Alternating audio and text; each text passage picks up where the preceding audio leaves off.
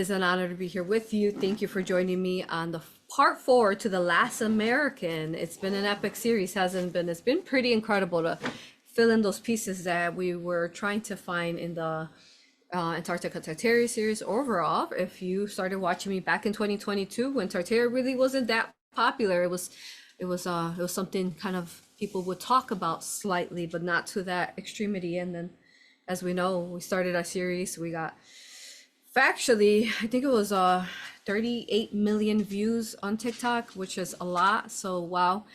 So thank you for being here with me. I know right now we're currently, I believe over 60 episodes.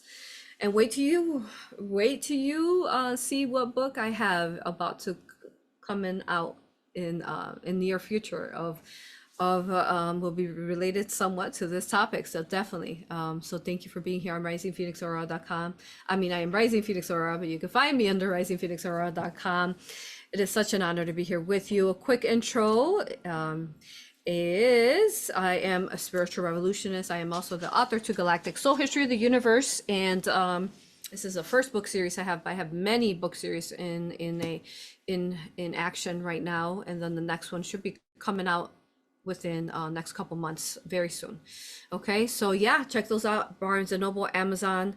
Tells you the history of the universe and the multiverse and our Earth, so you could understand the construct that we are in, why it's like this. You know, if you want to find a root to why the Earth is like this, and sometimes there's been, you know, the negative entities or negative aliens or you know, New World Order and Illuminati. There's this history to how that happened. So go enlighten yourself, become aware of this information, so you could free yourself even further from the tried infringements from this New World Order agenda. So thank you. You could go to my website. I host retreats all over the world. We are debating our first international retreat in Ireland. Go sign up. We have a couple weeks, I think about 3-4 weeks left for you to sign up. So go sign up. You're going to learn aura hypnosis, raw Reiki, entity removal, which is basically helps you remove the parasites and the yucky stuff that might be attached to you quantumly, whether it's this life, past life, or future life. Helps you become really a quantum physicist, a past life regressionist, a Reiki healer, a healer. You become your own self healer, because you could pay as many people as you want to supposedly heal you, but truly it's not until you do this for yourself that you heal yourself. So we teach you how to do that. It is incredible to see you go through that journey at the retreat. So go to Ireland. My next one is not till next year sometime. I don't know when I'm going to announce that. I gotta figure that out. But otherwise, you could do that if not in person, online. And my next online workshop is in September. I'd love to see you there. Thank you. All the information I'm speaking about, go to my website, risingphoenixaurora.com, to support this video and all that I do. Go to my Rising Phoenix Mystery School, which is found under AuroRapractitioners.com, also under Patreon.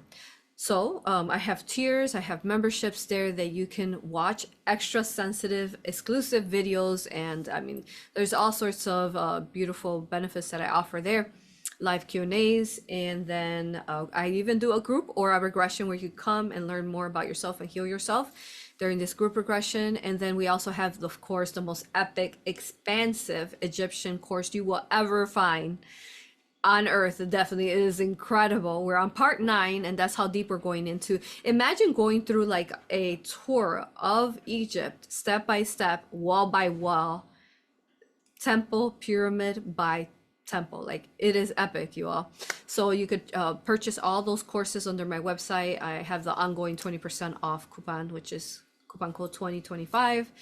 But you go to my social medias and go sign up everywhere so that you could keep track, and sign up to my newsletter, which gives you an update of what we have going on. Thank you for being here. Thank you for allowing my infomercials. As you know, I am self-founder. Yeah, so thank you for being here and that loving support. I love you, honor you, and respect you. I am excited, so thank you. All right, let's get started. So it looks like we are going to go into part 4. Yes, we are. Now, I do feel like we're gonna finish it off, but I can't guarantee it, you all, right? Because I never know where we're gonna go. I never know how deep. Yeah, and it is 4th of July. Well, we don't celebrate 4th of July personally. We never really have, but I mean, we could celebrate today freedom, law of free will. Let's do that. All right, liberty. So thank you, you all. All right, so let's see. We have currently streaming now 121. Thank you for being here on 4th of July. 2025. Let's get started. Here we go. So write your questions and comments. We have Gina supervising chat, and she'll keep track of that. And then I am going to start showing you the book. So in case you found it, you can follow along with the book. But recap, in case you are just joining us, okay, you all, this is the 1,000 years that everyone talks about in Antarctica, Tartaria. Well, not Antarctica, but that's my series, or our series, Tartaria. What happened to those 1,000 years? So now I'm going to explain to you furthermore. It's not just about, say, the Cabbage Patch Kids like repopulating, but something happened to the people. And this book, which I forgot to grab, let me go get it. This book is the key to that.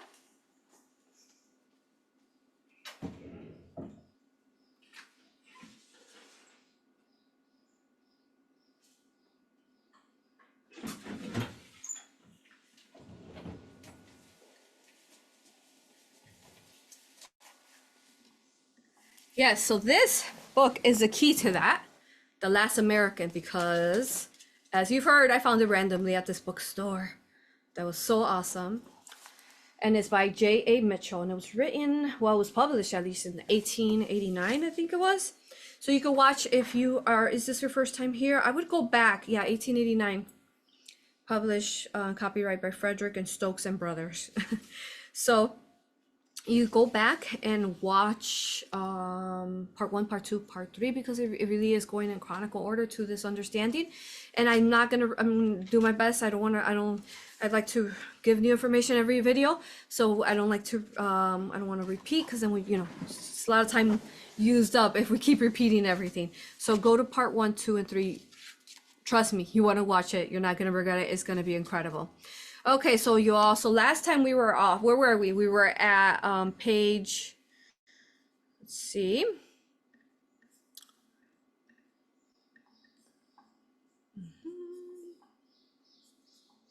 47.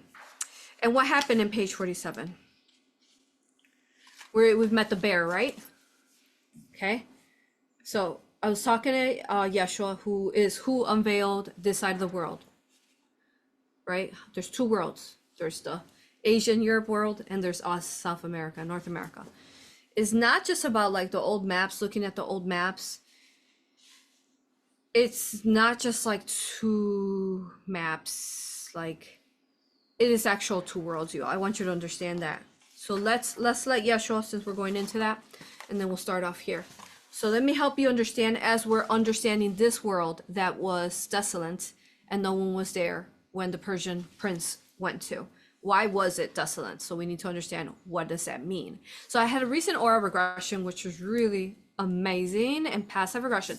So I'll probably edit a couple months by the time I get to that list. But and in this aura regression, basically what happened was that they were voyagers, and they were traveling on water, and they reached another land, and this land was different. What was interesting about their skies, y'all, it was purple. Like their skies were purple instead of like ours are blue, right? So I said, what's going on? What is this? They said, it's Earth. And I said, well, okay. They said, you're going to figure it out. You're going to find it out. You're going to figure it out later. For now, we're just kind of planting the seed. And then you'll figure out the rest later. This is going to be interesting with the fireworks going off. It's the first time doing a live video like this. Okay. Sending love to the animals, though. Okay. Wow. I think there's a bigger meaning, Divine Mother is saying, which again, only source of light, as always, is allowed within this space. Only benevolence is allowed to speak to me. In case you are new to us, I surround with, through quantum physics, with infinite force fields of love light. I use the down to every single atom of mine to vibrate to love light, so that I am only speaking benevolence. Only source of light is allowed. All right. So with that, Divine Mother is saying that there's something more significant about why we're doing this video. At essence, what does the 4th of July means? It means like Independence Day, right? So what if we transform that and change that? Oh, okay. Did it freeze up? All right, it froze up. So I don't know what you didn't hear. So I'm gonna go back to I don't know where at. So let me see, where was I speaking? So what Divine Mother is saying, you might have heard that. Can you hear me now? Yeah. Okay. So, oh, there was a big bang. I think that's what froze it up. There's a big bang, and I was saying that's so interesting that we are having this video today on 4th of July, and Divine Mother saying that there's something more intricate about that, so, importance about that, is that what does Independence Day mean? It means true freedom. I think they try to invert it, but we can alchemize that into it being meaning that we can live today freely and every day as we do. But let's transmute that into more positivity, because every land is free. And so can you text me, like, at what part did you last hear me? Because I don't know what you last heard. Yeah, so hopefully you didn't miss the part. Did you hear the part about Yeshua and how he unveiled? Let me know if you heard that part. If not, I'll repeat that. How he unveiled our lands. Okay, so what is that going to look like? It's interesting. For those of you who have been on my Rising Phoenix Mystery School on Patreon, you know that we've been unveiling, we were remote viewing so many different time spaces and also Earth. And now we're remote viewing North Pole. Why is it restricted? They're just like, say, Area 51. Oh, yeah, I never froze up on your end. Oh, okay, that's good. Okay, thank you. Then I'll just keep moving on then. Maybe just her end. Okay, so we've been unveiling like different Philadelphia experiment, all these channeling Nikola Tesla, Abraham Lincoln, like bringing forth the truth of their real stories, which has been incredible. One of the things that we're in where we've been seeing remote view in the North Pole, is that we realize that there are universal portals and that these energies go beyond, and that there's worlds within worlds. And we've already been talking about that for forever, right? But we understand that now in another formation. So what I want you guys to know, that in the UK, Ireland, Asia area, you guys are literally in another world, and you are towards the end of the worlds within worlds. So what does that mean? Your dimension is at the third dimension. It's probably slightly lower.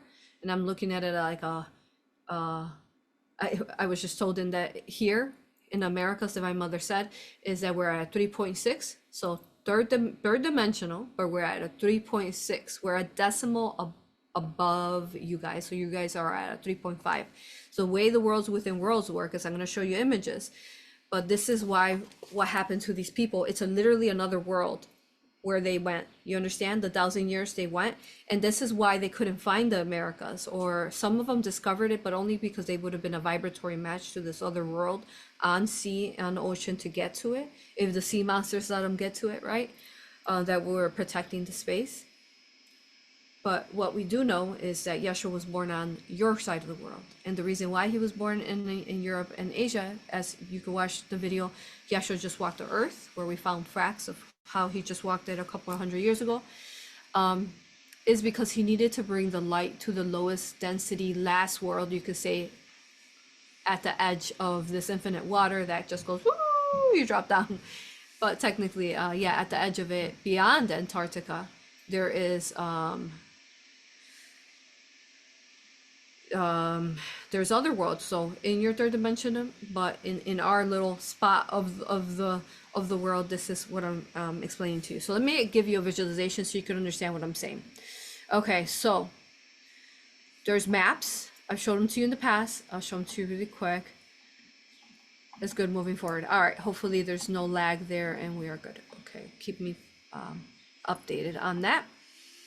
All right, so let me show you and understand. Here we go. So we got maps, right? So, and then before I show you that, let me show you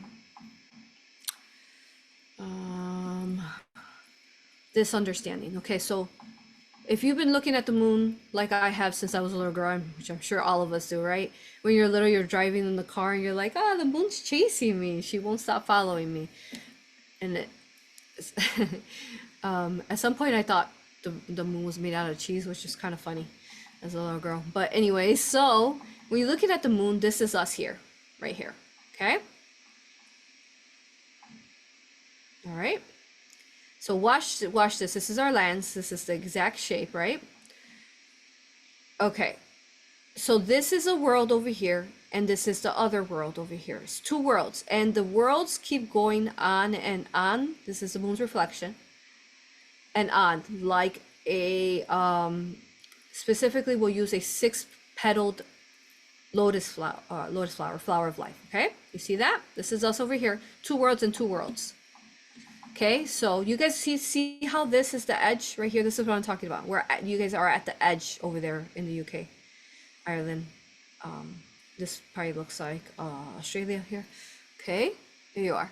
So when we go over here, say the Pacific Ocean, and say we go to Hawaii, which is closer in that direction, we are seeing even another world. So let me explain that to you. Okay. So imagine that, you see that? Now let's look at an Urbano mountain map so you can understand that over the moon reflection. Okay, so maps. Okay, so also, I mean, you see it in all the old maps, right? It's like, it's two worlds. Why is it two worlds? Show you here. See that? It's two worlds, right? This is our world and this is your world. They are literal two worlds. Okay? And then you got the north and or more like more lands or more like another world, you all. Isn't this so it's like worlds not uncovered yet or veiled. Even here you're looking at this map at the 1600s. This map doesn't even have Canada in it. Like or Alaska.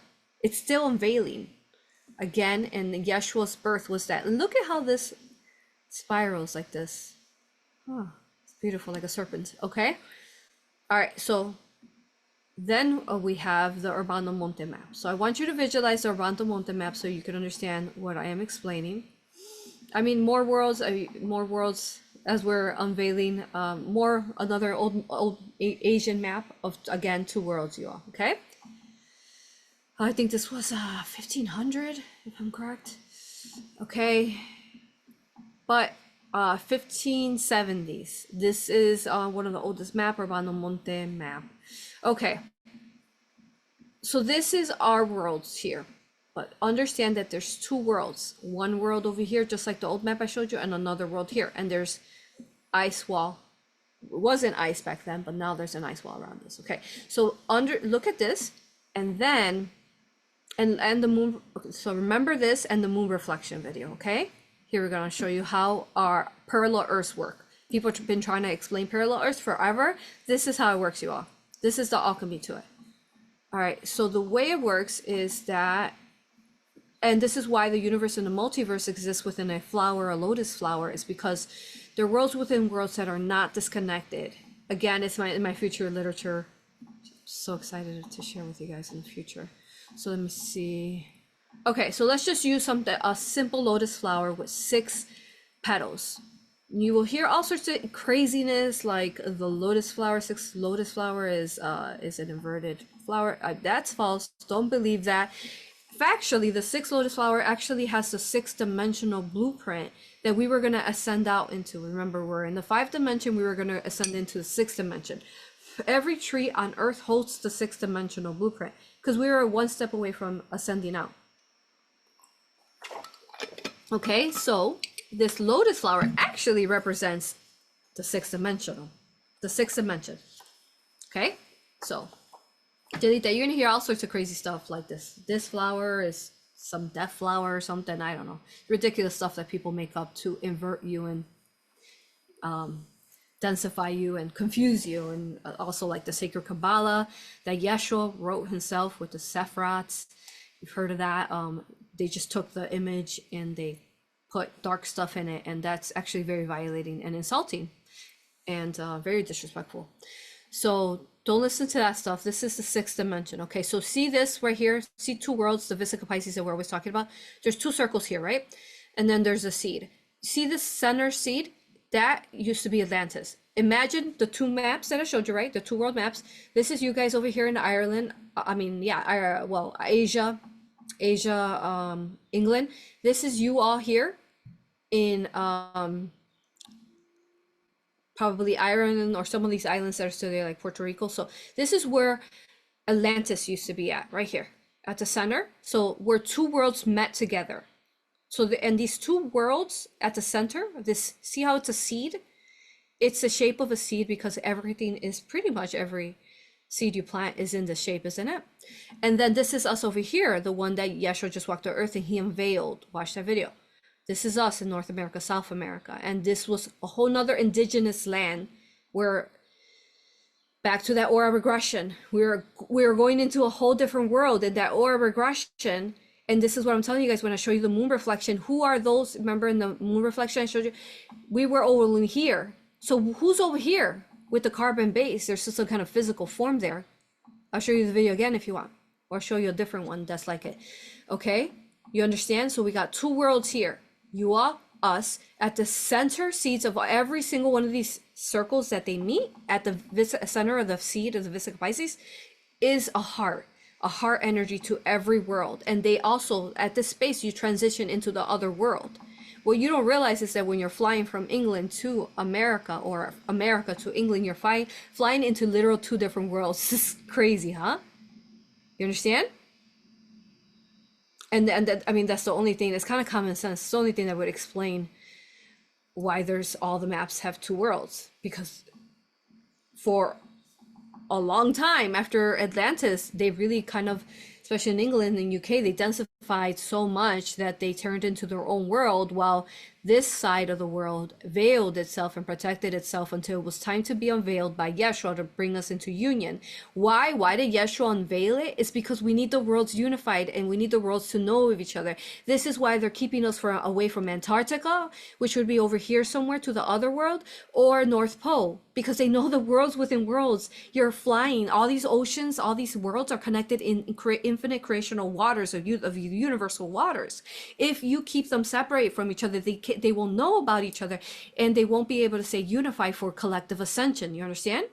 It's epic, you all. It's so big. You understand? So let me know if you guys have questions on that. There was another video I have here that someone, let me find it while you guys think about questions. Here. Okay. Someone posted this on my Telegram. Okay, here's another one. Another example of the moon's reflection, okay? Okay, so back to that. See the moon? Okay, this is us over here. See that? But what is this world over here? And you see the craters that they call craters, you all? They're not craters. They're universal portals. Watch.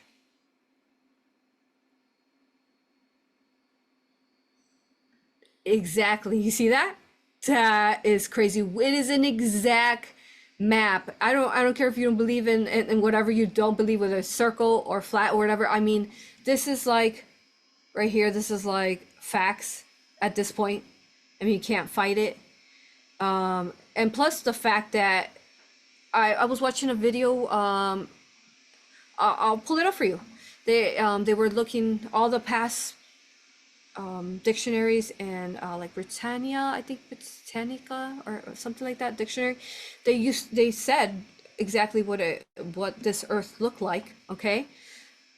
That it was basically flat, but it's more like a plane of existence, like I've always taught. It's not flat. And now you're hearing people talking about, like, saying what we've been telling you guys for years, is that it's not flat or spheric. It's both. It's just you know, energetically we're a sphere, but we are in a flat surface floating on the water. In the third dimensional, that's just the way it works, third dimension. Okay, see that? So you keep watching that, and this video is telling you constantly, you know, look at that. So what is that world? It's just insane. Okay.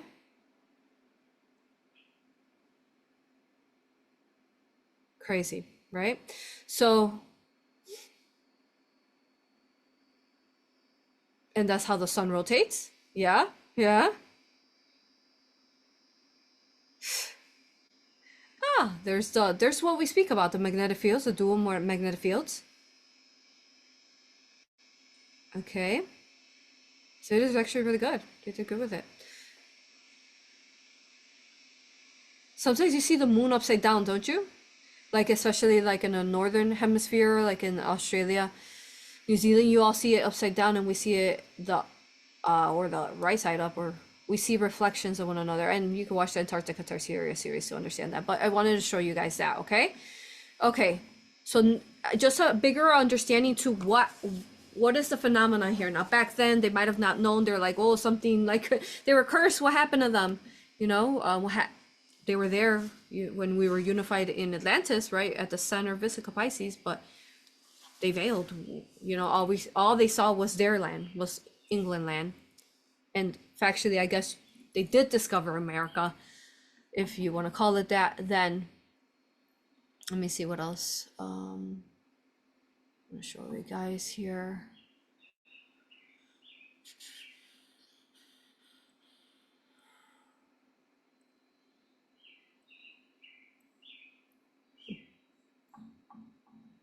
Birds agree with us.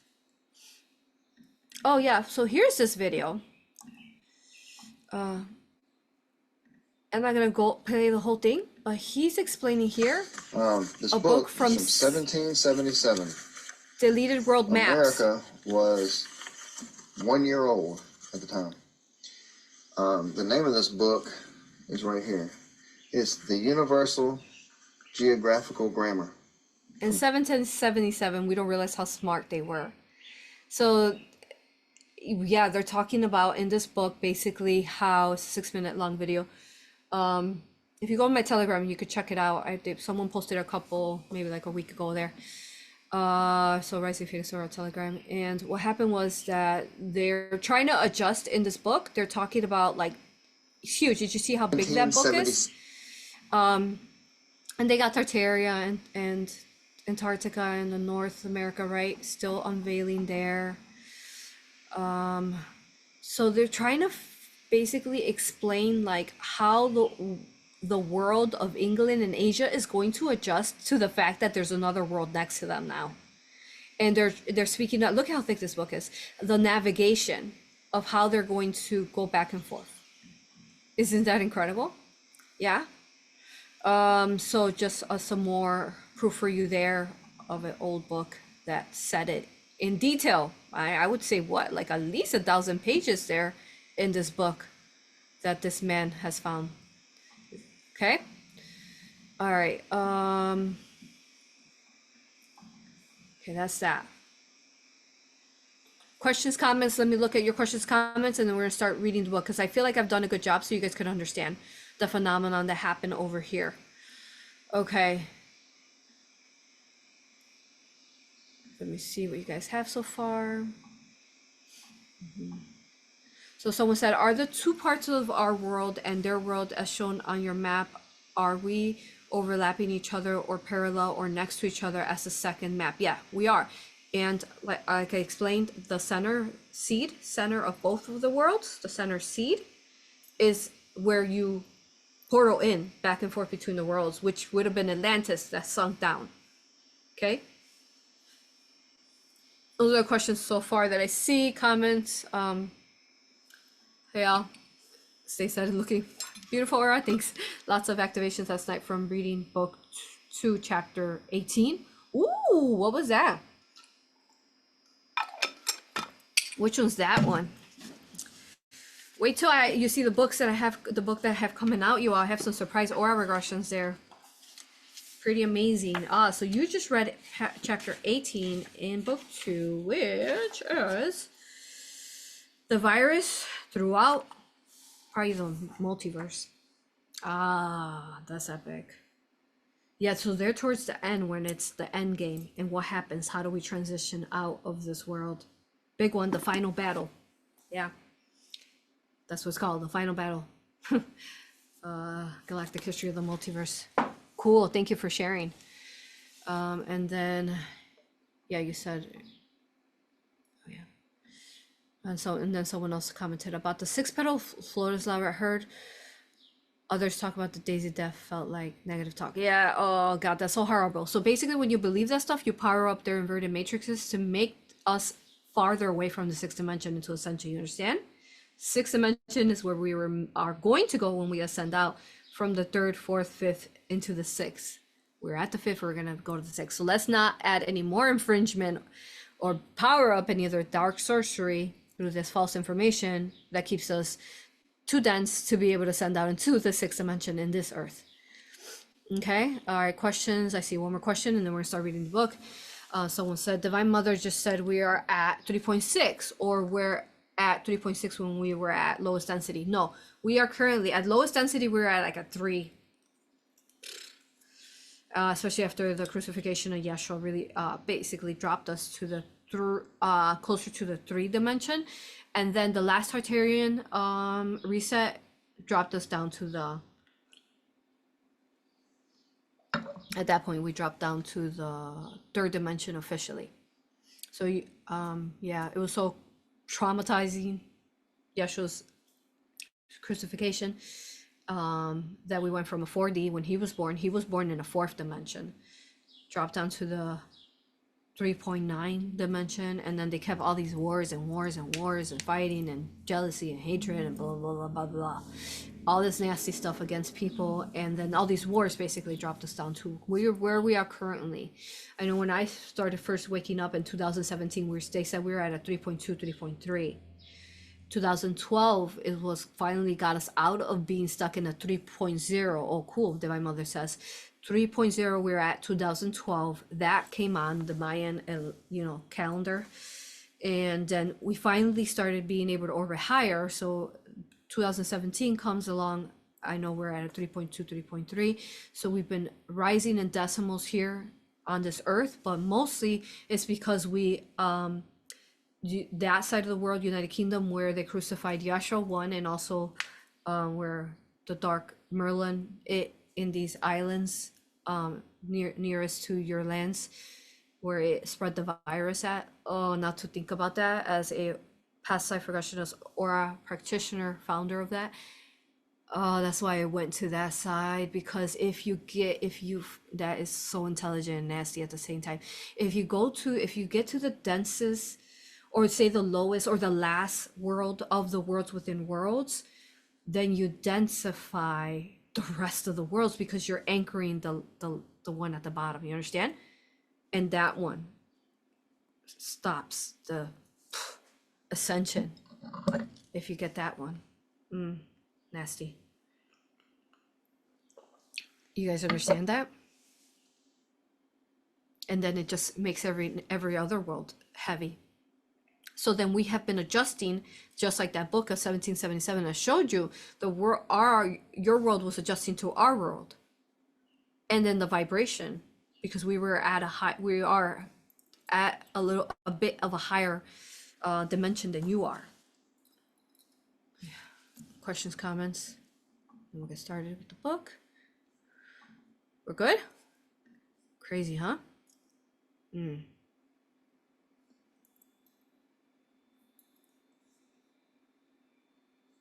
Yeah. Did I answer your question fully? But recent timelines condensing plus divine energies coming in.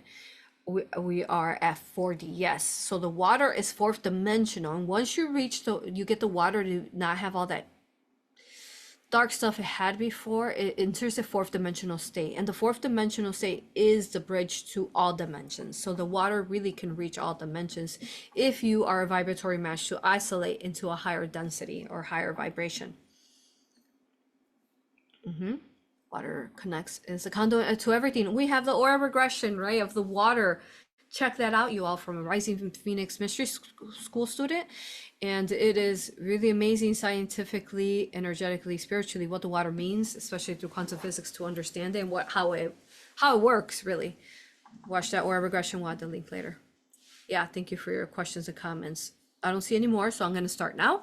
Okay, so we are at page 47. Okay, thank you for your patience. We just needed to understand that first. Okay, so page 47, you guys remember there was, let me pull up the picture so you can see them. So they were at the 5th Avenue Hotel, and some of you guys recognized it and said where it was at. So let me load the book. Okay, here we are. this here. Okay, and if you guys remember, so someone asked like, what does that mean? Well, we talked about it in the last video. But what it meant is that we were in the most positive timeline, and basically help is here. In this perspective, the bear didn't eat them. They were able to protect themselves from the bear. I'm sure this bear was really hungry. It definitely would have ate them at that point. Because it's desolate, right? There's like barely, there's no one there. I mean, and they see, the bear saw him and they're like, huh. You know what's crazy, y'all? So cool. Let me tell you what happened while I was. So do you remember how in the book, in the one right before, in part 3, I think they said that we'll see you June 4th. And do you remember how trippy it got because we were reading the book at the same time? Was it July, May 14th, right? Was the same day that we did our last video, May 14th. Crazy. We're already in July. May 16th, was it May 16th or May 14th? But it turned out, Gina texted me, I think it was May 16th that we did our video. So we were doing it at the same time that he was writing his journal. We were reading it at the same time in this now time and space. That was cool, huh, you all? Now it'd be really, really trippy if we went into July. Ha! You're kidding me. Honestly, guys, I haven't gone ahead. Hold on. There's a July 4th on here, guys. Okay, but right now we're on May 17th. All right, so let's go. Let's get to July 4th at least, or let's finish it up if we can. Let's see how far we go. Wow. Okay. Ooh, it's gonna get good. Okay, so what happened though is back to the bear. We have the aid. You watched part 3. Let's skip that. So what happens is that he says, I'll see you on June 4th, and I'm like, whoa, that's trippy. That's when I end up. That's my first day in California for the Sequoia retreat that I hosted in the Yosemite Park, which is epic, you all. I'm getting the pictures ready, so I'm hoping to get that up for you guys by next Friday. Okay, so guess what we saw? We saw a grizzly bear. Let me show you. And it was a tricky situation. There was people everywhere though, and we're all trying to cross the path because in order to get out. Where were we? We were one of the waterfalls, I think in Yosemite. Yeah, and we were you couldn't get out the park that you were at unless you got through the grizzly bear. So you have to pass by him, and he is right in front of you, like a couple feet away. Let me show you. So you have to overcome your fear and know that you're protected. What I personally did is I know that we can connect to animals into their consciousness and talk to them. Is I spoke to the bear and I said, hey, don't eat us. Love you. And he looked straight at us, you all. Straight at us when I did that. And then there was a moment where like, is he gonna eat us or is he not? So this is us waiting. We're like, okay, he's right there. He's right there. Like, are we gonna do this, you know? And there's like babies with us. Okay. And then I think in the next video, is this the next video? In the next video, we pass by him. Is it this one? I wonder, oh, Gina, do you have the one where we're passing right by him? If you don't, I think Mew has it. If you're watching, you can send it to me. I didn't get that one yet. Okay, so, cause I was too focused on making sure that bear didn't eat us. And the rest, everybody else is like, yeah, we're passing by a bear, let's record it. And I'm like, using Jedi mind tricks. Don't eat us. We are peaceful. Okay. And don't eat any of the families. You heard a little baby there. Okay, so. Wow, right? Who can say you passed right by a grizzly bear? Now, he does look younger, though, but you can't, you don't know when they'll lash out. Hopefully, they don't do that as much anymore. But as the vibration rises in density here on the Earths, we're gonna say Earths now, we can't call one Earth. it'll become easier for them, hopefully. So, okay, so I showed you the picture. So this is the next page after the picture of the bear, right? They're in front of the Fifth Avenue Hotel. So, okay, so this is the page we left off at. Okay.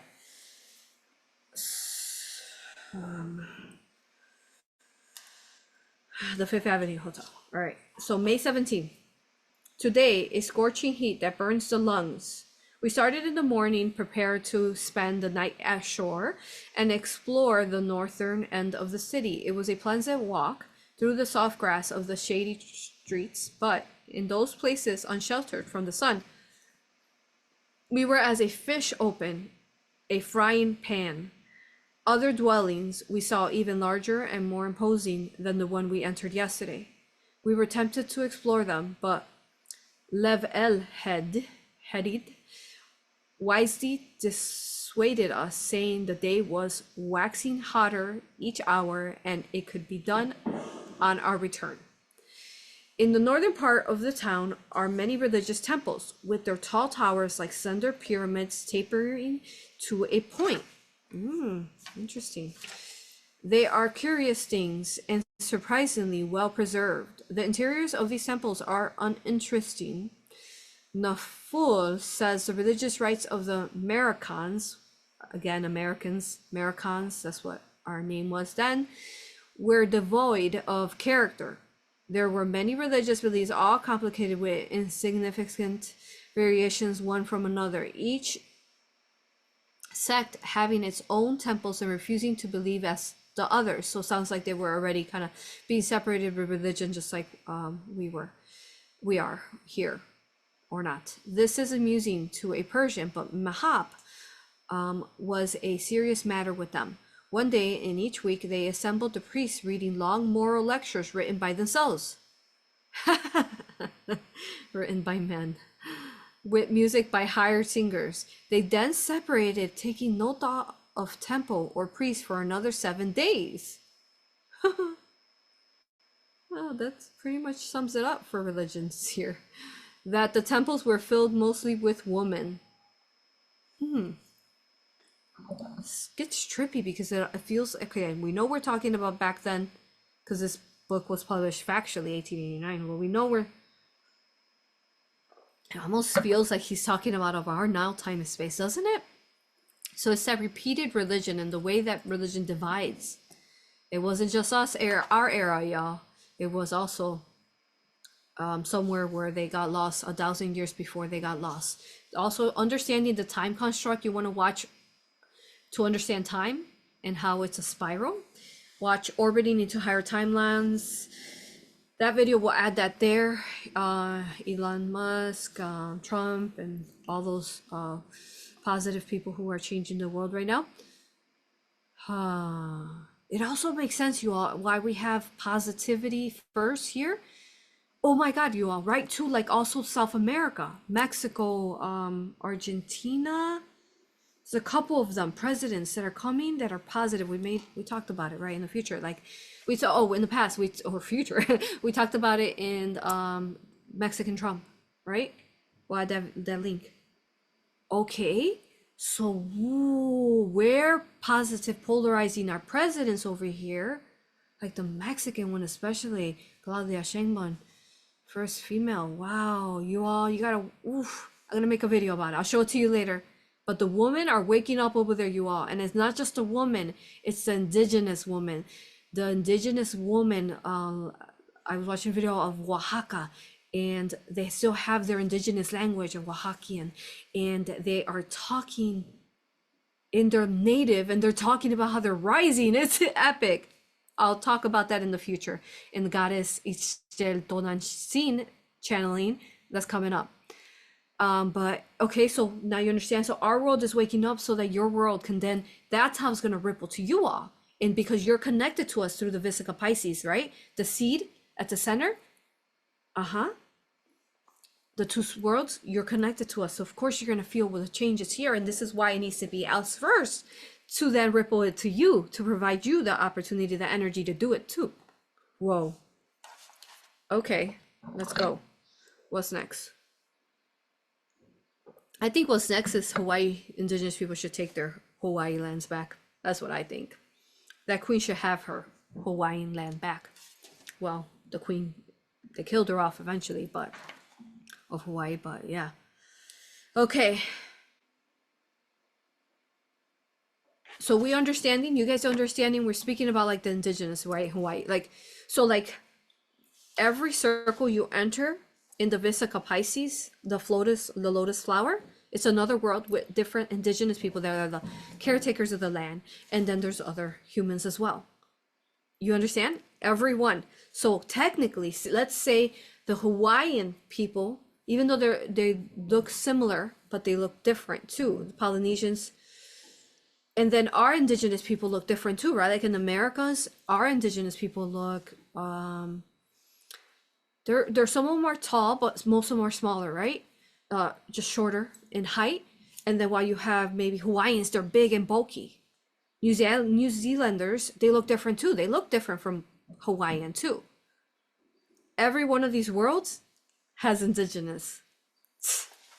Okay, you get that? Questions, comments on what I just said?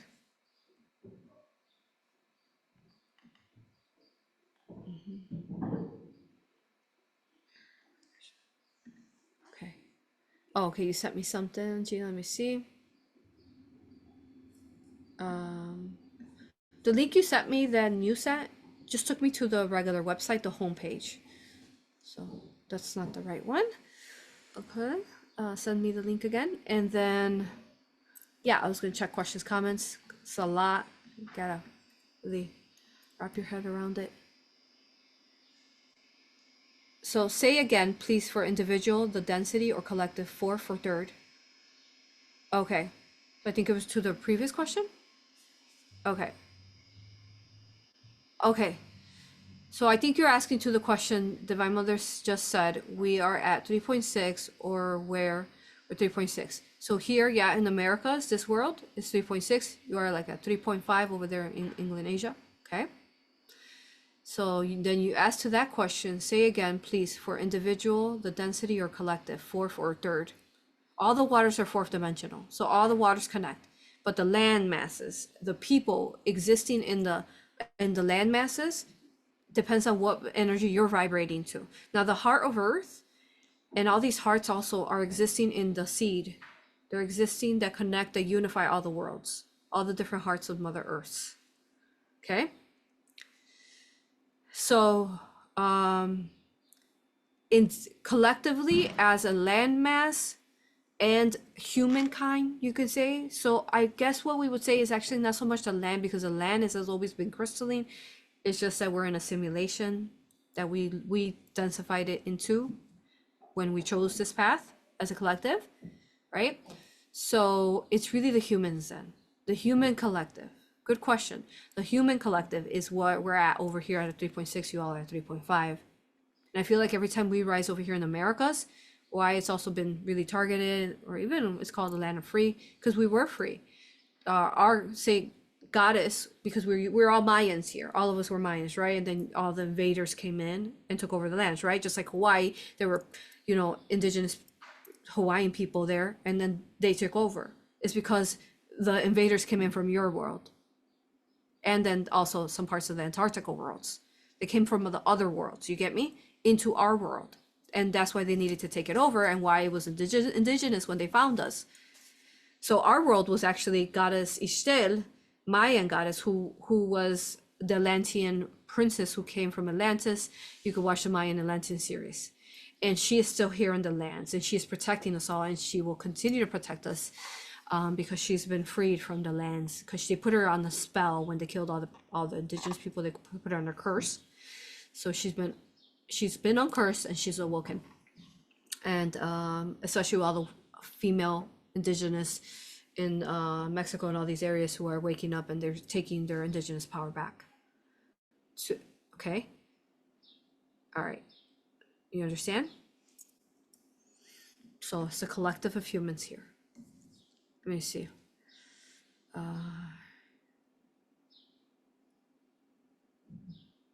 Okay.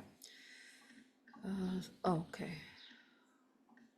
Oh, to my messages. Okay. Oh, shit. The other person that was with us, she has the bear. We're passing right by it and he looks at us. I think this is the one. Let's load it. One second. Okay. Okay, just for fun. Here we go. Okay, so what does that mean? There's something, a bigger meaning to us seeing a bear. Literally the last video, and we go to Yosemite and here's the bear.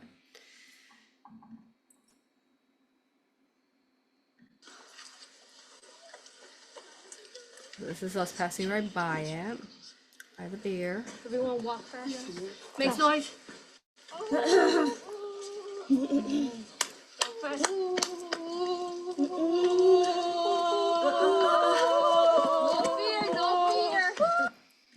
I'm like telling the group, no fear, no fear. You saw how he looked at us? That was cool. And that was when I was telling him, hey, we don't mean ill, we don't mean harm. Make sure you don't eat anyone.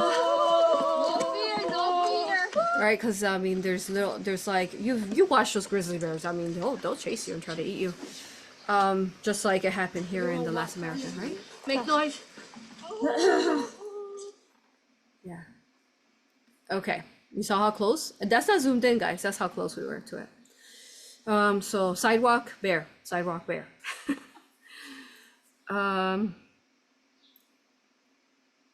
Okay. We understand, right? So this is such a deep understanding to the indigenous people. Am I doing good, you all? How am I doing? Explaining good? Thank you, New, for sending that video. I'll save that for future references. Okay.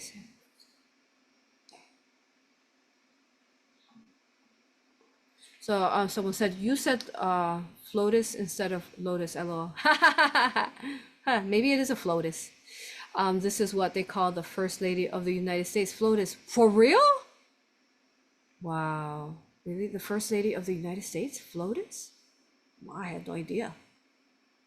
Well, they did that to a lot of the words, right? They took away and changed, like, I feel like lotus is actually flotus. Because it's a lotus floating. Okay, and someone said, in my recent dream, the indigenous men were waking up too. They were looking at a peacock dancing. Ooh, what does that mean? That's a good dream, you all. Well, you could read the article I wrote of how the Divine Father is the peacock and how his all-seeing eyes connect to all, to watch us and protect us through all lifetime, space in the universe and multiverse. So that is so important that you had that, because indigenous men doesn't mean just indigenous men. Indigenous men meaning it's an analogy in your dream. Basically, what it means is the collective of men. Indigenous meaning the men, the original men, the souls, the divine masculine men. And then the fact that they're waking up because they're looking at the peacock dancing, which means that they are now, hopefully, the ones that are ready are going to step into the role as these divine father protectors, warriors, not, instead of battling in wars and guns and so on, they will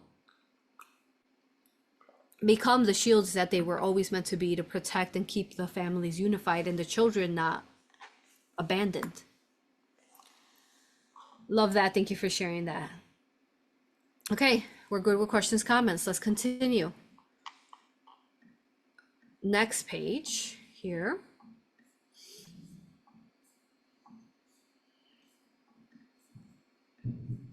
Yeah, this video probably run knowing us to 2 hours because we're trying to cover again a lot as usual. Okay, so, and plus we're gonna try to finish it up, but there's no guarantee. All right, there we are. Okay, so we're May 17th. So, we're on page 48 now. Okay, yeah, page 48. Okay. So he's talking about religious people. That's crazy. So technically, you all, if you think about this, all these worlds within worlds had going back to how I told you all that most Tartarian buildings were Atlantean buildings or were Lemurian buildings. So people ask, like, what's the difference between Atlantis and Lemuria? The difference between Atlantis and Lemuria is that it was always Lemurian land. It was always like, say, Mu Lemuria everywhere in the 5th dimension. But then what happened is that the seed at the center, the Atlantic Ocean, Atlantis fell. When it fell, it became separate and it had to go into the waters and you can watch the aura regression of the water there to understand why it had to go into the waters. You always wonder, like, why would it destruct? How could that be? That's kind of horrible. But no, it had, those waters had to suck it in to undensify. Watch that aura regression to understand how it undensifying. And it is also like they're existing in their own world inside the waters, being held in a space until it's time for ascension, so that the rest of the worlds wouldn't, or the world wouldn't destruct. Okay, so it's inside of there.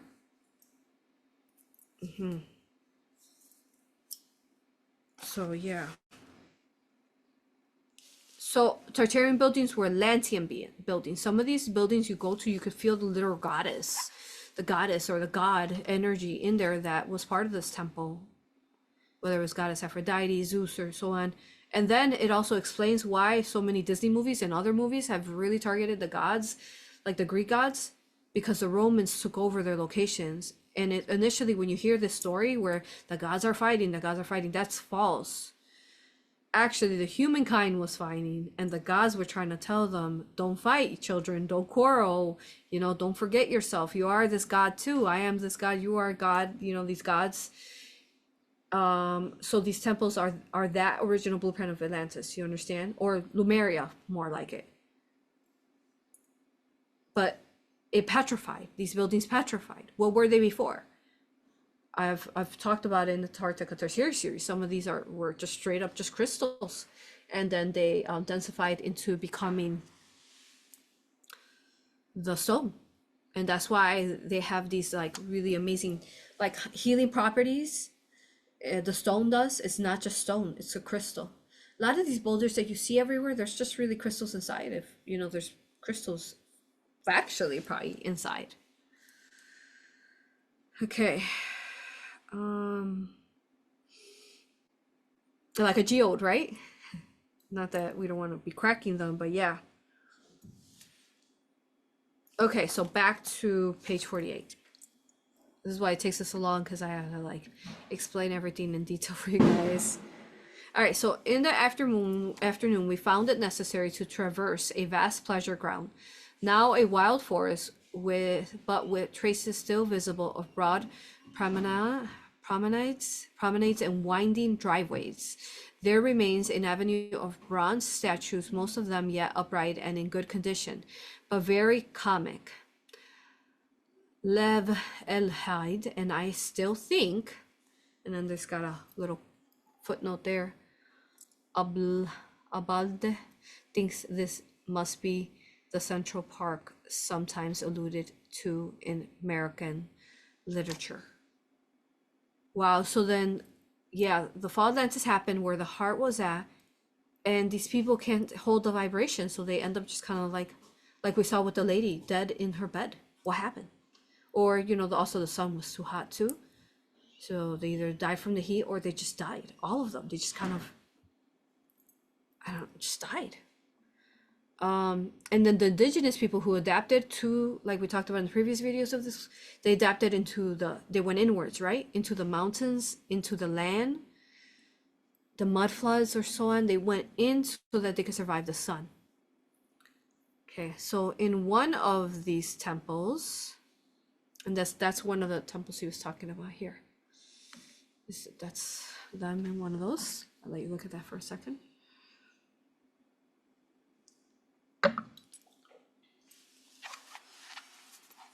Okay, that's 49.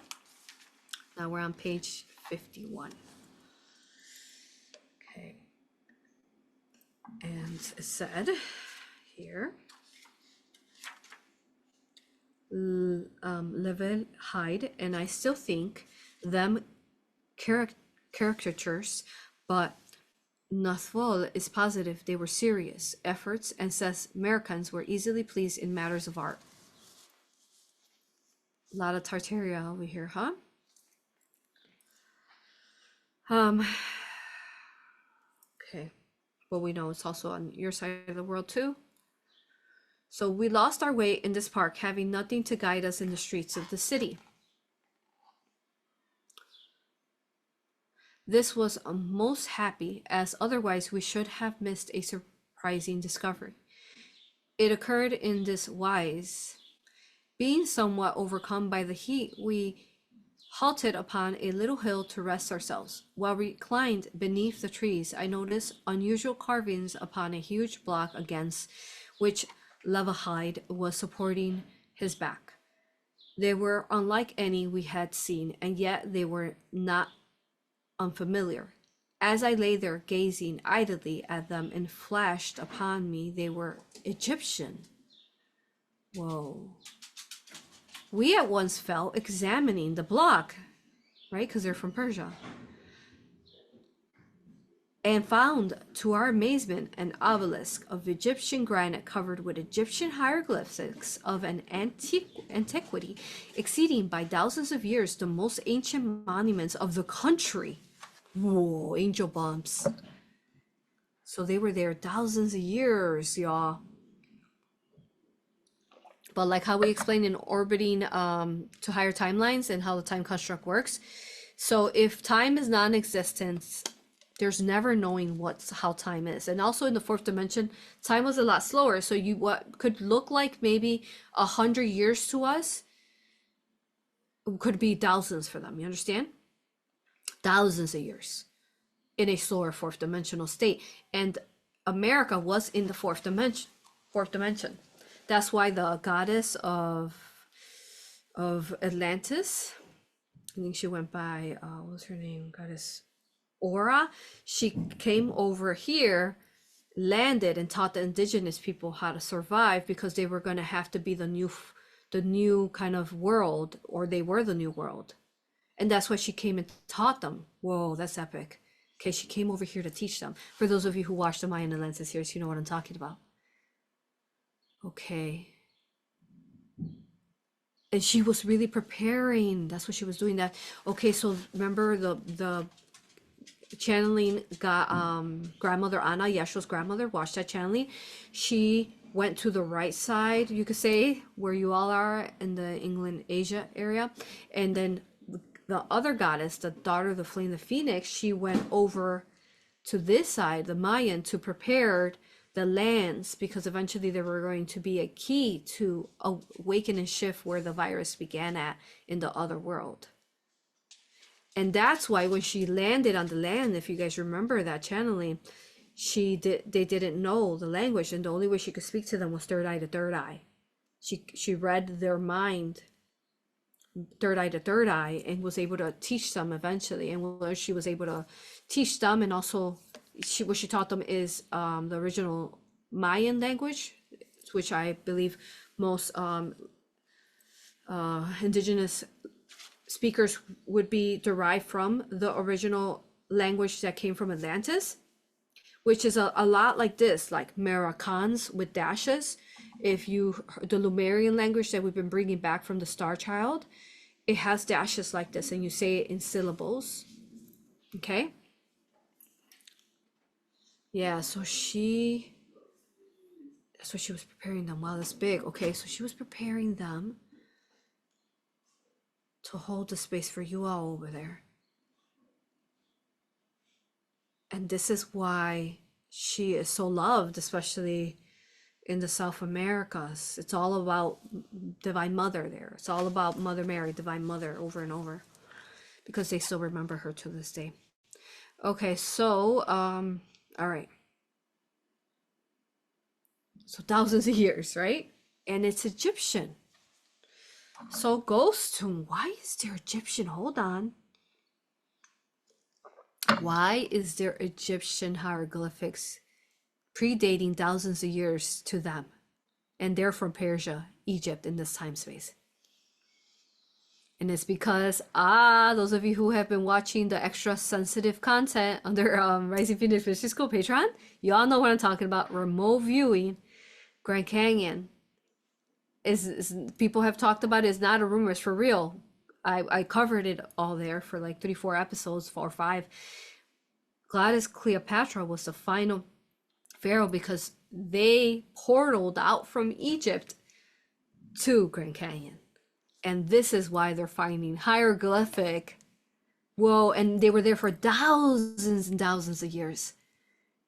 factually, the Romans didn't move into Egypt till 2,000 years after Cleopatra had left. That you could look that up. It's for Cleopatra left. They didn't move until 2,000 years later. The Romans, because they couldn't get in one, because then that's what they were getting cursed and stuff, because they had ill intent. It wasn't a curse. It's just that they weren't a vibratory match, so it made them sick, and they would eventually die because they weren't in sacred space and they were in honoring it. So yeah, okay.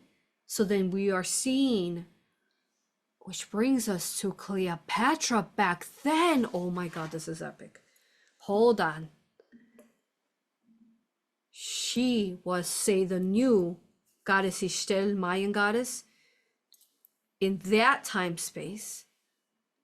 So Mayan Atlantis, the fall of Atlantis, Mayan Atlantean, the princess from Atlantis comes over, sets it up. Eventually, Cleopatra comes over with pretty much the whole civilization that portals over. This is why you find all the hieroglyphics there too in Grand Canyon, and there's the City of Gold, El Dorado. And then what happens is they don't just stay in Grand Canyon, but that's one of the major places that they hide thousands and thousands of years ago, right? They could have been even there 10,000 years, She's saying that, yeah, if there was no time construct, 10,000 could be close to how long they were there. And then they spread out. And they set up the rest of the Tartarian buildings with the hieroglyphics in Egypt. They're the ones that set up, whoa, angel bumps. They set up the ones that moved over from Egypt, Cleopatra, right? That civilization, Egyptian, that moved over here, who set up the obelisk. Whoa, so the Atlantean goddess set up the Mayan and all the pyramids everywhere, all of them, that construct, while also then the Egyptian last pharaoh Cleopatra, who's really the incarnation of Divine Mother Hathor and stuff, Divine Mother, she set up more of the obelisk and a lot of the Americas. I see her focusing on America, because she's saying that this was going to be key to ascension, and this Atlantis is the new Atlantis, but this time we won't sink. We're gonna rise up. Understand? Okay. Whoa. What are you guys thinking? Questions, comments? How am I doing? For those of you who have been watching me, you're definitely wow, right? But if you haven't, go watch. Come on, go binge watch all these episodes, playlists. You can find them under Odyssey as well as YouTube, all of them.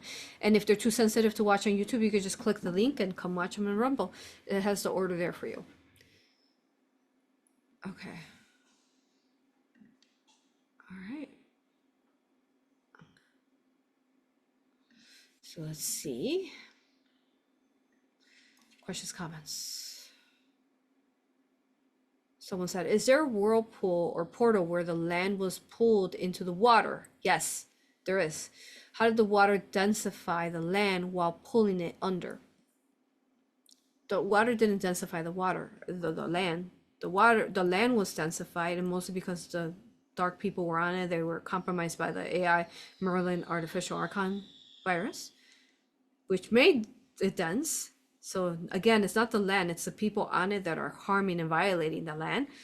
So then the water is undensifying it. If you watch that Aura regression, it explains it for you. You got to watch it. Explains how it quantumly undensifies land. It's too long to cover. So I'm going to direct you to watch other videos to understand. Okay, de-densify. Okay. So yeah, there is. And then the Bermuda Triangle is a big part to that. And how it's till this day still undensifying Atlantis and what happened there. Someone said, is this related to the obelisk in DC at the National Mall? Yes. Any of these obelisks is related to all those obelisks. Yep. Comments. Or so beautiful taking care to address our needs of asking so many details on in our questions. Thank you. I know. I just like I you know, if we're gonna do something, let's just do it right and not leave any stone unturned as best as possible. Because I mean, we gotta understand it, right? And the more we understand it, the more it's like kind of like common sense. I appreciate you so much. Thank you. I love you as well. She loves to take care of her followers, listeners. Yeah, I love you all. Absolutely, always. I mean, I do this for you all. I do it for you. I do. I mean, why else would I be here so long? 8 years. I'm doing it for you and the children of Earth.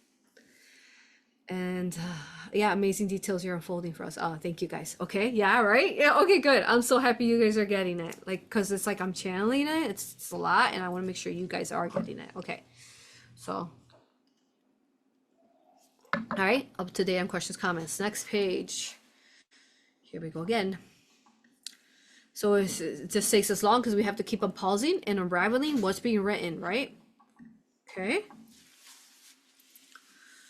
Okay, so. Thousands of years. Wow, okay. All right, so from there,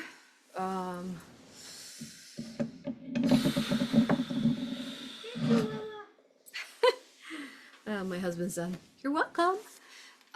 So, okay. Verily, we were puzzled. Whoa, yeah, that could be puzzling for sure. I'm sure to them, like, what? Because at that point, right, it's 1,000 years that no one has visited at these veiled lands. And what happened? Why would there be thousands of years predated obelisk Egyptian information there to them? Crazy. Because it was Cleopatra. Oh my God, that makes sense. Epic. Next, okay. So when did the Egyptians invade America? Quote, Boza Jacques with a solemn look as if trying to recall a date. No Egyptian ever heard of America. I just explained it. Said Nahul, this obelisk was finished 20 centuries before the first American was weaned. 20 centuries before? How long is that, guys? 20 centuries. Centuries is, whoa. Oh my God, guys, this is getting more and more epic every page. 20 centuries is that's 100, right? So that would be 2000? Predates the Americans thousands of years before. I'm serious, you all. I didn't know that I said that before I said what I just said. Drop the mic. Okay, let's keep going. Well, I keep freaking myself out. In all probability, it was brought here as a curiosity, just as we take to Persia the bronze head of George Washington. We spent much time over the monument, and I think Nafol had disappointed that he could not bring it away with him. Well, you know, they're just kind of guessing, but we already explained why it's there. Okay. Also, while in this park, we came to a high tower standing by itself and climbed to the top, where we enjoyed a widespreading view of the extent of the city. Is astounding. Miles away in the river lay the... 1 century is 100 years, Lord. 100 years. Yeah, 100 years. And he said... I know, but he said he said 20. No, what did he say? Hold on. How many centuries did he say? He said 20 centuries. 20 centuries. So 20 times 100, isn't that 2,000? I mean, I think I know my math. Okay. Thousands regardless. Okay, so. Yeah, so you take 20 centuries, 100 times 20. Okay, so the extent of the city is astounding. Miles away in the river lay the Azotob, a white speck on the water, all about us in every direction as far as the sight can reach, where ruins and ruins and ruins. Never was a more melancholy sight. The blue sky, the bright sunshine, the sweet scented air with the gay flowers and singing birds only made it sadder. They seemed a mockery. Yeah, I can imagine seeing all this beauty and no one's in it. Wow, and it's no one's in it because all the indigenous had to, right, go to the, become one with the lands to survive. Page 53. We have encamped for the night, and I can write no more. Countless flying insects gather about us with a hateful buzz and bite us beyond endurance. Oh no, were there mosquitoes then too? Why? They are, but we know that now there's Bill Gates mosquitoes. Maybe they weren't as bad then. They are a pest, thrice accursed. I tell no fool his fine theory concerning the extinction of the Yankees is a good tale for those who never been here.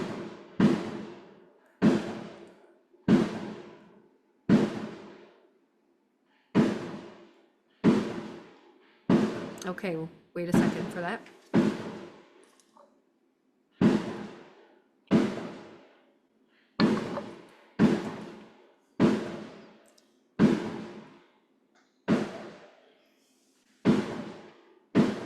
All right.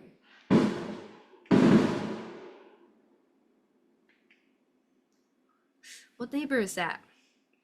We barely blow any fireworks in this neighborhood. It's, you know, we're surrounded by a lot of elders, older people. Okay, so senior citizens now. So Yankees is a good tale for those who have never been there. No man without a leather skin could survive a second night.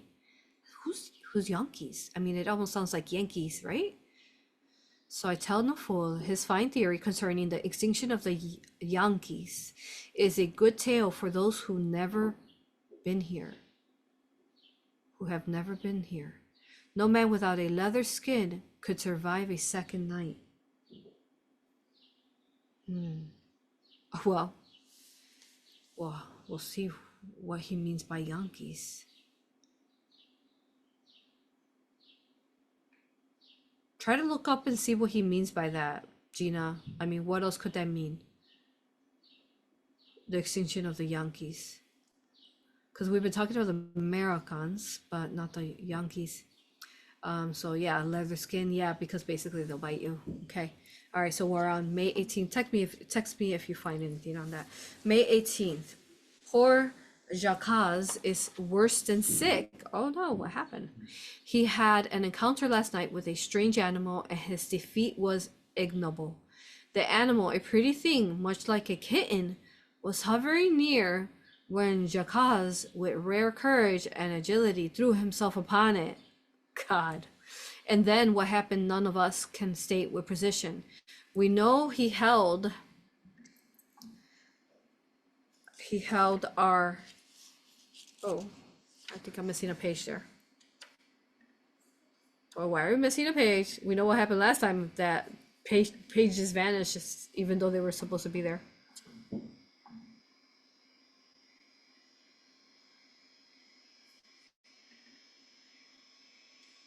Yeah, I don't see it. Okay. All right, page 54 is missing, even though again I took page by page. Okay, so let me read it out to you. Let's find out why it's missing. Okay, so what do you guys want to guess? It's a squirrel? Let's guess a squirrel. Let's see if we're correct. So we know we held our noses and fled. Oh, it's a skunk! And Jacques, no words can fit him.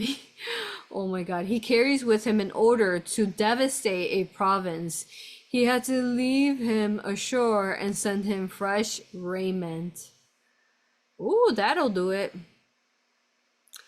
This is verily a land of surprises. That's for sure. Okay. Still on page 54. Naful is happy. We have discovered hundreds of metal blocks, the poorest of which he asserts would be the gem of a museum. They were found by Fatan Lazer in the basement of a high building, all laid carefully away upon iron shelves. Hundreds of metal blocks. Gem of a museum.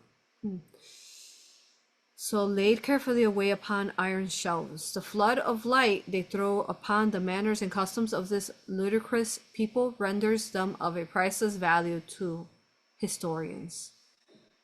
So sounds like some kind of metal. I wonder if it's gold. I harbor a suspicion that it causes Naful some pleasure to sit upon the cool deck of the Zayathob and watch Bazjakas walking to and fro upon the ruins of a distant wharf.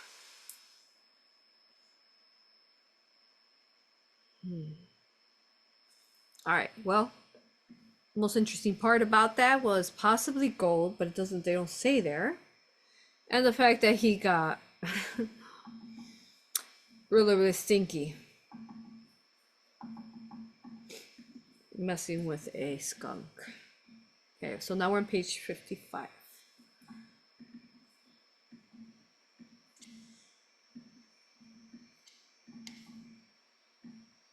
So the air is cooler. Griptala thinks a storm is brewing. Even Nathul is puzzled over the wooden image we brought aboard yesterday. It is well preserved with the barbaric coloring still fresh upon it. Why else would everything, that's what they keep mentioning, right? Like this has been lost for at least 1,000 years to civilization. Why is everything preserved? Because they're in another time construct. And in another time construct, seems like it's going to preserve it. So they found it standing upright in a little shop. How these idols were worshipped and why they are found in little shops and never in the great temples is a mystery. So again, a time space where the indigenous and non-indigenous people of this world were one, because you even see them, right? Like there's it's puzzling, isn't it? Like there's a lot of Tartarian buildings here in Chicago and many other cities of America, and a lot of them portray statues, right? And really carved into even the streets you're walking, and you're being shown indigenous with say English or Caucasian men, and most often they're not fighting. Sometimes they are, but they're being given homage. Why is that, right? Because it's what was there in stone before our civilization, or even Tartaria civilization, there before them, after they started populating here. Okay, so we're on page 56. Great Temples is a mystery. It has a diadem of feathers on the head, and as we sat smoking upon the deck this evening, I remarked to Nafur that it might be the portrait of some American noble. Whereupon he said they had no nobles, but the Americans of gentle blood. Oh, is that what they called them? Gentle blood. Oh, that's sweet. That sounds more beautiful and accurate. The indigenous gentle blood. I asked, had they no titles? Neither titles nor gentle blood, he answered. Nice, so they were just all Americans. And as they were all of much the same origin and came to this country simply to thrive more fatly than at home. Oh, what? So he's saying that they came to this country too? Then at home there was nothing except difference in wealth on which to establish a superior order. Being deep respecters of money, this was a satisfying distinction. It soon resulted that those families who possessed riches for a generation or two became the substitute for an aristocracy. This upper class was given to sports and pastimes, spending their wealth freely, being prodigiously fond of display. Their intellectual development was feeble, and they wielded but little influence save in social matters. They followed closely the fashions of foreign aristocracies. Great attentions were paid to wonder nobles from other lands. wandering nobles from other lands. Even distant relatives of titled people were greeted with the warmest enthusiasm. Okay. What do they mean by they came here? What does that mean? Oh, does he mean Cleopatra and them? They technically did get there. Whoa, I think that's what he means. It's a constant, like, kind of in human and earth, like, exploration, right? What lands can you explore into and maybe move into? We are often people, like when I'm doing past life regressions, people are asking like, where I want to move, where do I want to move to, where should I go, higher self, you know? It's that need of always wanting to explore the lands. And here's a picture, a street scene in ancient New York. The customs and manner of writing are taken from metal plates now in the Museum of Tehran. And I think that was in Persia, right? Look that up, Gina. The Museum of Tehran. Is that Persia? Okay, and Gina couldn't find anything on the can't find anything on the Yankees, but Yankee was thought to come from the Cherokee word for slave or coward, but has over time become known as people from the northern states, mostly from England, also thought to come from a Dutch name of Yankee or John or John. Interesting.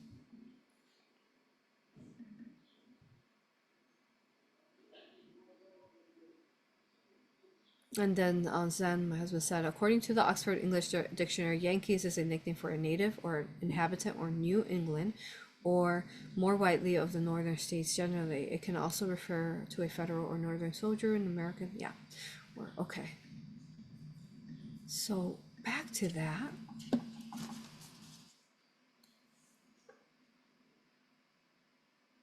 What do you say about the Yankees?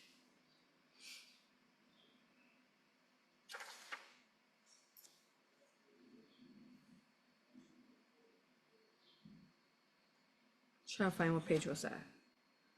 What they said about the Yankees. 1 minute.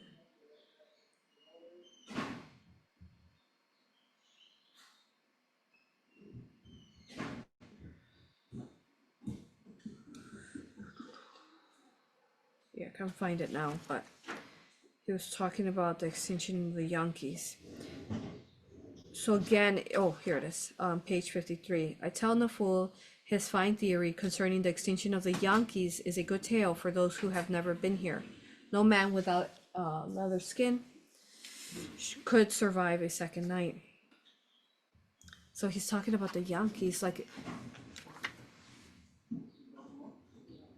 oh, so he's talking about, wait, he's talking about the English people, isn't he?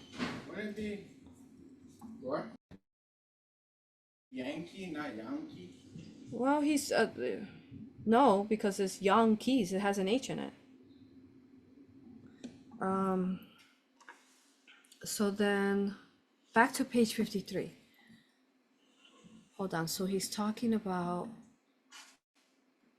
53. This is where I read it. So is he saying that the English are the Yankees, like Yankee or the New England people, right? Or England people? We're going through some kind of extinction, you know? That sounds right. Who knows what era he's talking about? So it seems like also that side of the world also went through some kind of extinction as we saw the Americans go here.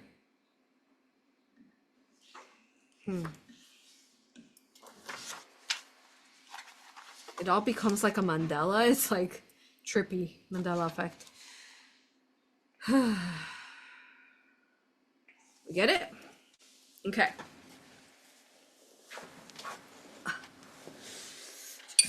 Okay, so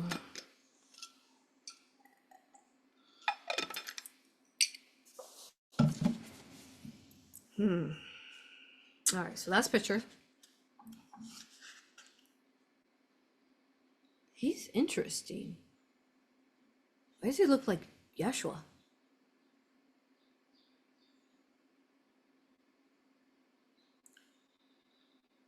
That's not, is that like how they dressed back then? I mean, that he's got like some kind of halo or wheel on him. Why would they depict this? And then this is found in the Museum of Tehran. Did you get any information on that? I think last time we found that it was in Persia. Gina, let me know.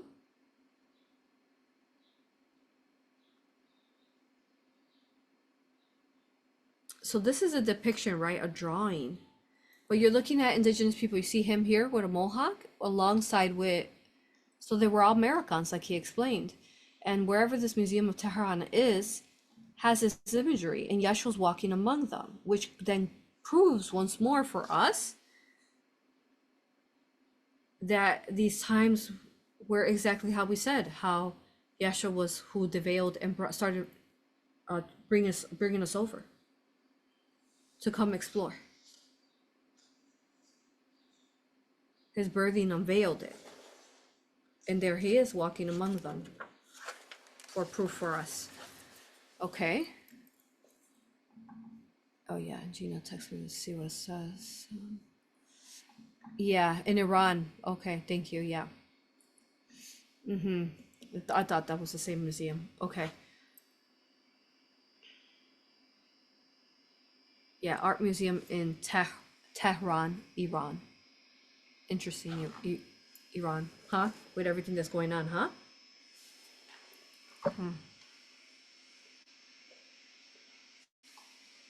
Page 59. An icy wind from the northeast with violent rain. Yesterday we gasped with the hot air. Today we are shivering in winter clothing. Yeah, that sounds like Chicago. Yeah. Wow. Why is that? That's interesting, huh? The different winds and how it shifts from cold into hot. Some of them are, weather modification, but I think some are just natural. Coming in mostly from the North Pole. And now May 21st, the same as yesterday. Most of us are all ill. My teeth chatter and my body is both hot and cold. Yeah, those are fevers. A storm more wicked never wailed about a ship. Level Hyde calls it the shrieking voice of the 70 millions of Americans who must have perished in similar weather. How many? 70 million. There's some numbers for you all. So there was known to be 70 million before it vanished those thousands of years. Wow. Yeah, and it's just kind of like they got sick because they couldn't keep up with the vibration they needed to hold until it was time to unveil it when Yeshua did. Okay. June 16, it is many days since I have touched this journal. Wow. Oh, talk about that's those viruses, huh? We get sick. Okay, so yeah, they got really sick May 21st, and here he is almost a month later, June 16th. What day are we on? June 16. Where was I June 16? What was I up to June 16? I feel like that is important.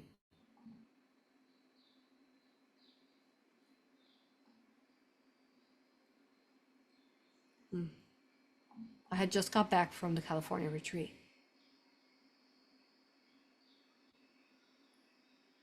Yeah.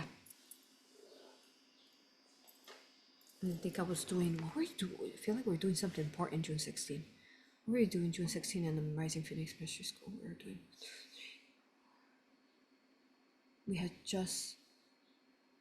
doing the group progression. Yeah, I remember. I had to look at my calendar and figure that out because I feel like there was something else that I did on that day. Okay. Okay, Gina says something else about so art museum in Tehran, Iran. It has collections of more than 3,000 items that include 19th and 20th centuries and world-class European and American paintings, prints, drawings, and sculptures. So it has some of the items that were original to America. Crazy. Okay. Let's look at my calendar. Let's see.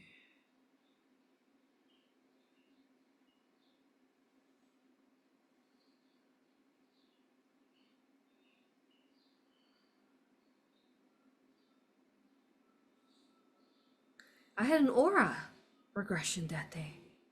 I have to think about what that one was about. It ties in here. Okay. Yeah, I wouldn't know till I would have to research it. Okay, so June 16, it is many days since I have touched this journal. Oh, I have notes here. Hold on. June 16. All these timelines are Mandelaine and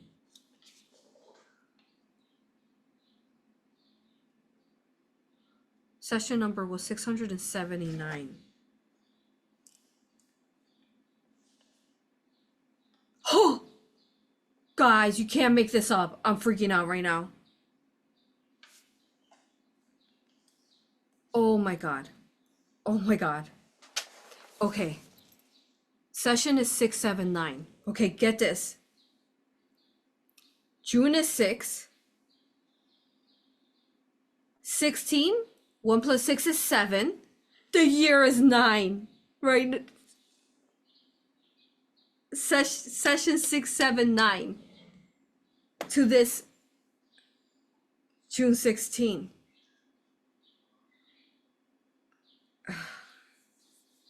And what does 679 equal? 22, which equals 4.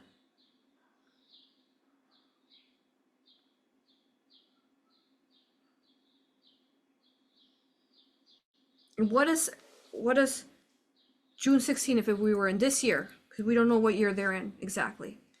That equals, so 13. Does it? Wait, 12, 13. 6 and 16 equals 13 plus 9, which equals 22 and 4. Oh, that was the day that it was trippy. I had an aura regression. The session equaled 22 equals 4. Same day as the book. And then the date equaled 22 and 4. 6, 7, 9, 22 equals 4. 6, 16, 13 plus the month and the day, right? The month and the day, 6, 16 equals 13 plus 9, the year, 22, 4. I know, guys, this is crazy. So what happened in that session? Let me see. Let me read the.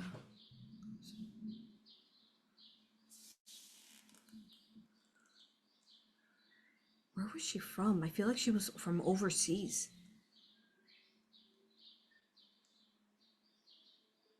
I didn't write down from where.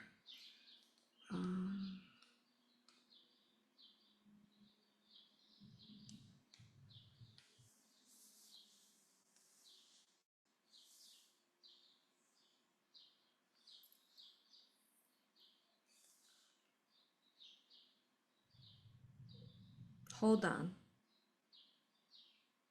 Hold on. Wait. No. Hold on. I'm getting tripped out here. June 16. What was I doing June 16? Yeah, I was back. Okay, okay.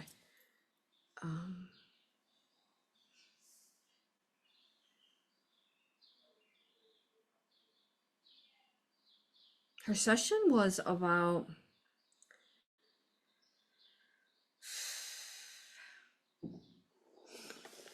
okay.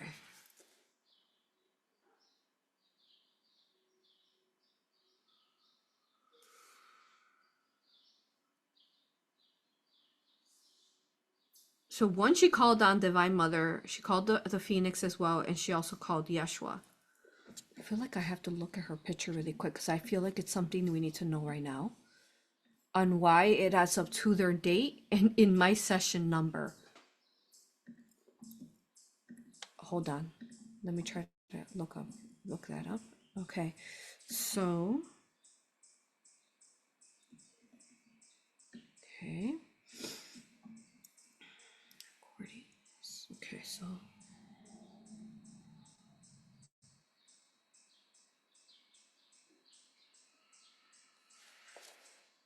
in her session, one of the major things was happening is that she was listening to this light language, but really was dark language. And it was this one modality that's really well-known, hypnosis.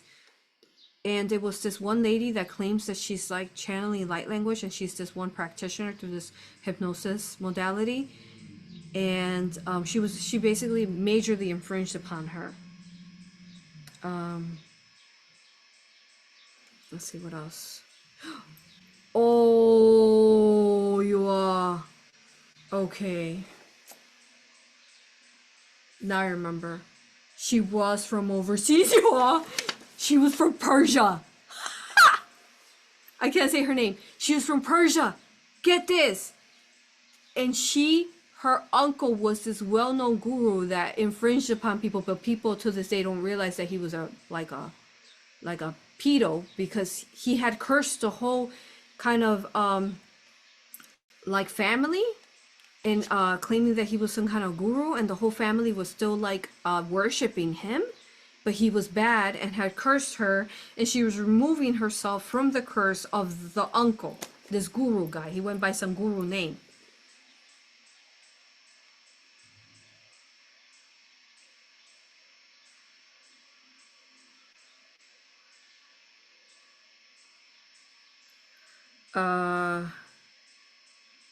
Okay, I'm gonna keep going, but this is freaking amazing, you all. Okay, so it seems like there's something telling us there that these curses of these guru men are being removed, right? And we need to do the work with our ancestry to remove.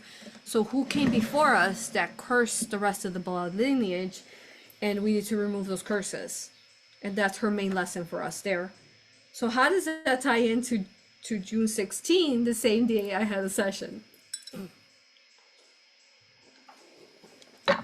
Let me see comments. You guys, are you freaking out with me? I mean, I hope you are. So, questions, comments. Okay, no, I think no one said nothing. Everybody's like, okay. Okay, so June 16, it is many days since I have touched this journal. A hateful sickness has been upon me, destroying all energy and courage. A sort of fever and, oh, let me pull up the image for you.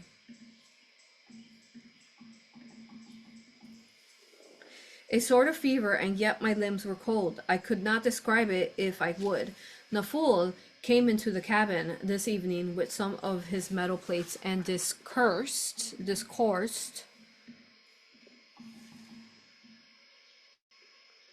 60, we're missing page 60. I'll read it out to you.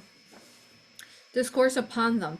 He has no respect for the intellects of the early Americans. I thought for a moment I had caught him in a contradiction, but he was right as usual. It was thus. Naful, they were great readers. Kanli, you have told us they had no literature. Were they great readers of nothing? Naful, verily, thou hast said it. Vast sheets of paper were published daily in which all crimes were recorded in detail. The more revolting the dead, the more minute the description horrors were their chief delight. Scandals were drunk in with thirstful eyes. These chronicles of crime and filth were issued by hundreds of thousands. There were hardly a family in the land but had one. Then Conley said, and did this take the place of literature? Naful said, even so. So same tendencies with news and so on. So it has to repeat, right? It repeats until we break it. And we're breaking it, aren't we? We don't listen to that false kind of media anymore. There's the hope. So now we're on page 61. And I think we're going to conclude it when we get to July 4th. Almost there. So we're on June 20th. Once more, we are on the sea. 2 days from New York. Our decision was a sudden one. Naful, in a evil moment. Doesn't that make sense why like New Yorkers talk like that, right? Like York, or I don't know how to do their accent, but they do that, right? So our decision was a sudden one. Naful, in an evil moment, found among those accursed plates a map of the country, and thereupon was seized with an unreasoningly desire to visit a town called Washington. Washington? Whoa. I wavered and at last consented foolishly. I believe for the crew are loud for Persia. And this town is inland on a river. He says it was their first city, the seat of government, the capital of the country. Griptala swears he can find it in the map, if the map is truthful. Jakaz still eats by himself. All right, so we're on June 20th. It seems like they've agreed to go on a journey to Washington. Let's see. So when was George Washington really here, you all?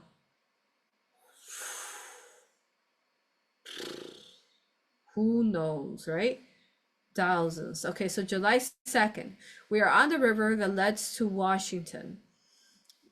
Griptala says he shall sit it tomorrow. He shall sight it tomorrow. The river is a dirty color. Now we're on July 3rd. We see ahead of us the ruins of a great dome, also a very high shaft. Probably they belong to the city we seek. Yep, that would be Washington, which I personally love Washington. I love the energy there, especially because the energy has been really cleared there. Last I was there, I could feel all the goddesses coming on active in all the temples. So July 4th, here we are. How many pages do we have of July 4th? Quite a few, actually. So you know what happened, you all? Okay, again, unplanned. Gina texted me and she was like, you know, it'd be trippy, AuroRa, if we end up reading the book on July 4th. And I'm like, yeah, we'll have to see. I was like, I'll let it be a surprise like I've been. Oh, no way.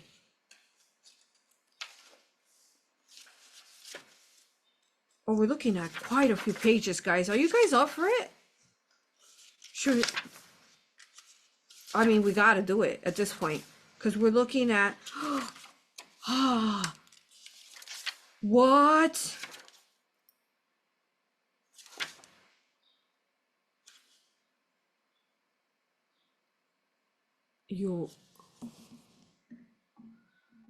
The book literally ends on July 4th, and something happens on July 4th because I browsed through it, but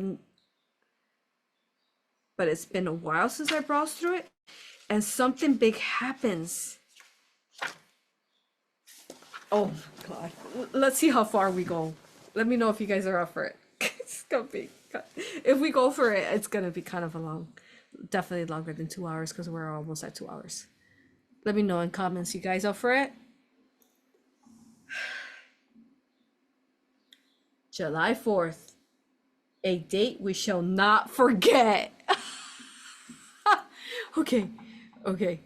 Let me know in comments, guys. What do you guys think? Okay, so let me see what you have. Okay. Let me see what you guys wrote so far, and we're gonna dive into July 4th right now. Okay? All right. So, where do we go? By the way, I love this scarf. This is a scarf. If you read the article where Dale Haddon had wrapped it around me, and she was trying to teach me how to like use shawls and scarves, and she wrapped it around me like Mother Mary. I don't think I'll be able to do it how she taught me, but she's ever so gently, and she has sent it out. Oh, I look Persian. People never know what race I am. Technically, I'm indigenous American or Mexican or whatever. Born in America, though. How is this?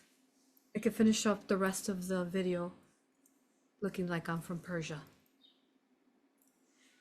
Look at this pretty. Oh, it's got butterflies. She's got butterflies. Okay.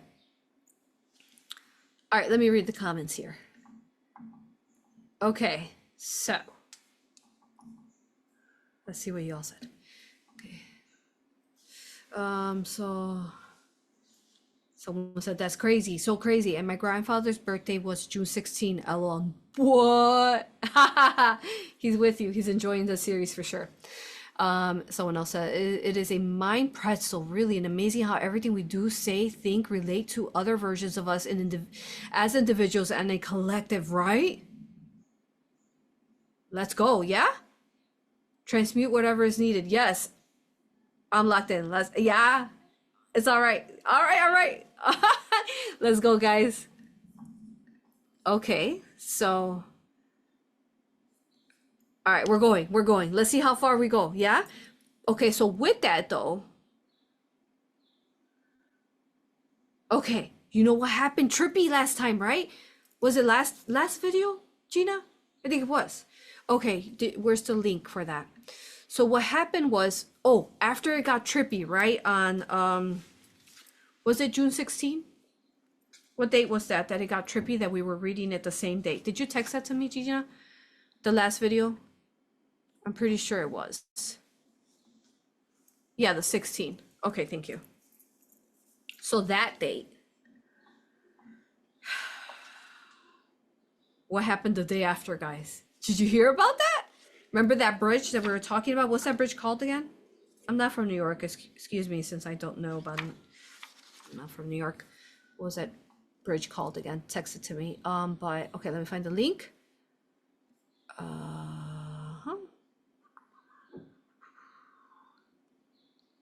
So this happened. Oh, Brooklyn Bridge. The day after, we have the trippy Mandela experience where we're reading the book at the same time they are reading it on June 16th. And here we are on July 4th reading it again. Guys, we did it twice. I give you my word, you all, with all that I am and all my heart. I did not plan this, and I did not know we were going to end up in July 4th on July 4th. I just knew that Divine Mother said, you have to read, okay, this is your next video. I don't question. I just like flow, you know? Ooh. And yes, it goes with that comment. It's incredible how when you just surrender and flow, how things just, like these synchronicities, right, happen. And then those synchronicities prove to you that you are in divine timing and you are listening to the divine. Okay, so here, look at this. This is the ship that the day after, oh, was it June or May? Oh, sorry, May 16, not June 16. May 16 is when it got trippy and the date aligned.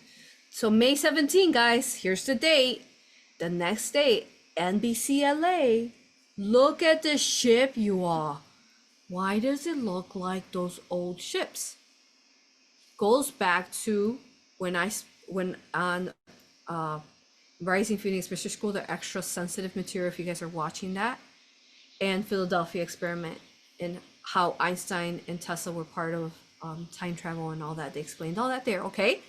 And you guys remember how when I went to Tampa, Florida, on one of the events that I did with Laura Eisenhower, great-granddaughter to Dwight D. Eisenhower, and who we have a show with, Cosmic Mother Rising Show. Check it out, Cosmic Mother Rising Show on Rumble.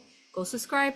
Okay, you guys remember what happened there? And I explained to you guys too at some point, but I can't remember which video it was, where I told you that a pirate ship, Mandela into our time space in Tampa, Florida. What do you think happened there? May 17, the day after, on the same bridge we're covering on the book. Look at this.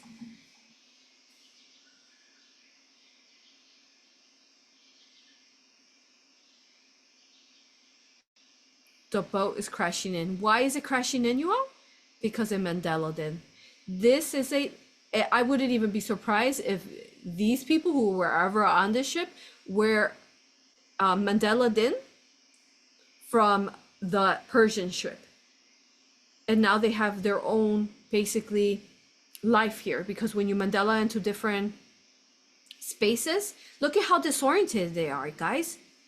Something's happening here. Why are they so disoriented? Look, they're even crashing into the dock. What's going on here? Ships don't do this. And why do they have a Mexican flag on them?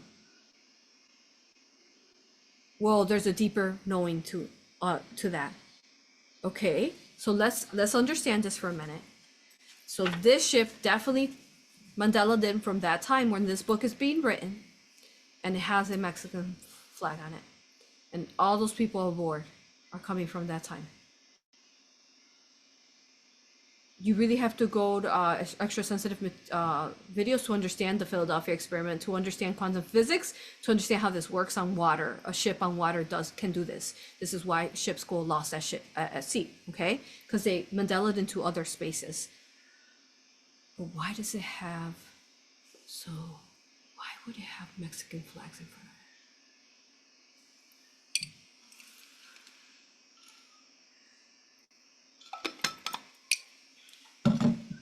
Well, at the essence, they say, okay, so the Mexican flag has an eagle, but it's not technically an eagle, you all. All eagles that you see in all Tartarian buildings or even on the Mexican flag is really the phoenix. It's a phoenix. She looks like an eagle, but she's a phoenix. You just can't tell she's flamed, right? There is something important about the unification of Mexico and America that's coming up, is what this is telling us.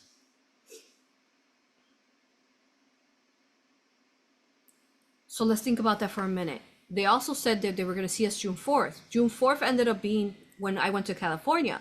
Let's figure that out. California used to be Mexican lands, right? Before the civil wars, or I forget which war that was, that they took away California from them. So these lands are unified. This is what Divine Mother's telling us. These lands are unified now, and they're going to be assisting each other.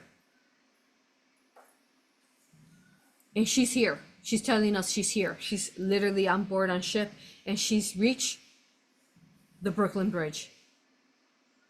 There's a very deep understanding to this, and let me see what else I can get. But it's deep, you all. Let me know what you're getting. Comments, questions. This guy telling us that she's back here. She's here. She's released. And you know what's interesting is that you're seeing who's running away from it. You see that? A lot of Islamic mothers all covered up with their children. See that? There's regular people, but then there's also that. Oh my God, she's getting them. Divine Mother, look, there's more Islamic people covered up.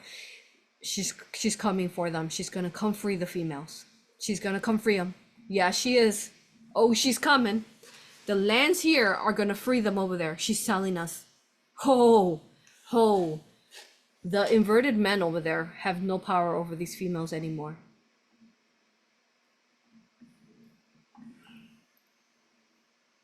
Which goes with the video I made of the end of war.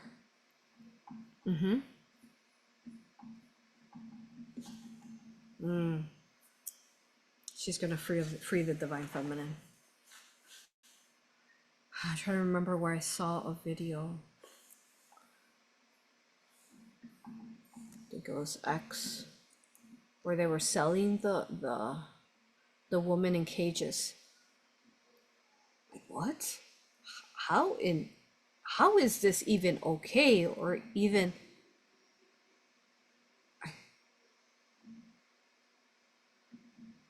how is this even possible in this world?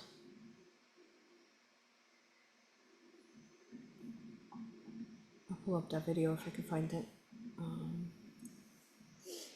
Let me see. Was it here, or was it? I think it was bookmarks. Okay, let me see. I have to look through for a minute. Okay, so while I look through, I mean, I can show you this one. This is horrific. Look at this, you all. She's after them. Yep. Oh yeah, Goddess Tonancy Ishtel is gonna get them, which is La Santa Muerte. We're gonna channel her in the future so you can understand who she is. Check out this video. I mean, this is just one video. Look at this man. This part of their whatever rituals. Look at how they treat them, y'all. What the? Ugh. الدنيا يا الله وش يمخو يس حركة مكر يا الله دمار فيه وعمليات كويس يا الله يا الله دودكم راجل. She's in pain. وننزل من القرآن ما والشفاء ورحمة للمؤمنين ولا يزيد. And what is he doing to her mouth? He's penetrating her mouth, violating with his fingers, while he's hitting her crown. I mean, this is horrible. Look at how she reacts there. He's hitting her with all his might. I mean, he could be like dislocating her neck, harming her. Whew, we get heated once we get that route, y'all. We're gonna get heated. I get heated. That's not okay. Let me see if I can find the video where they were being sold off in cages. If I don't, we'll just move on. Let's see. Oh yeah, here it is. Here it is. Y'all, here it is.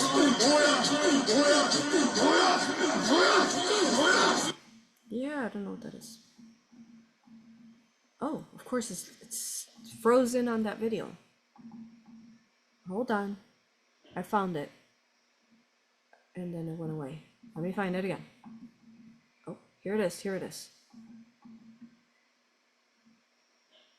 Let me just try to get it to work because this. What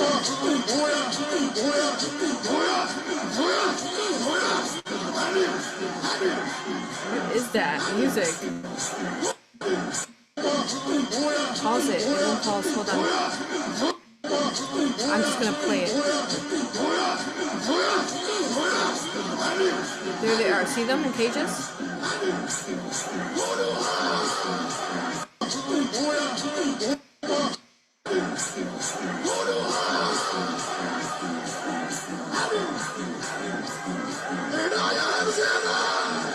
Look at this. Somebody bought her? What? Look at all this covered up. What is that, you all? Alright, so that's what that means there. Oh, they're coming for you. Okay, Divine Mother is coming for you. She will free her daughters. Oh, she's getting you. I'm gonna move on, you all. Alright. Okay, we got this. On Independence Day, 4th of July, here she is. She's talking to us about this. Last we saw her May 16 giving us that message. Okay. Questions, comments? We'll continue on here. Okay, so.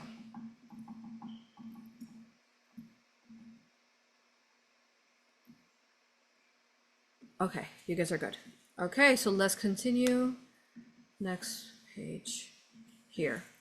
So let's go another half an hour possibly. Okay, we're on 4th of July. So we're on page 62. A date we shall not forget.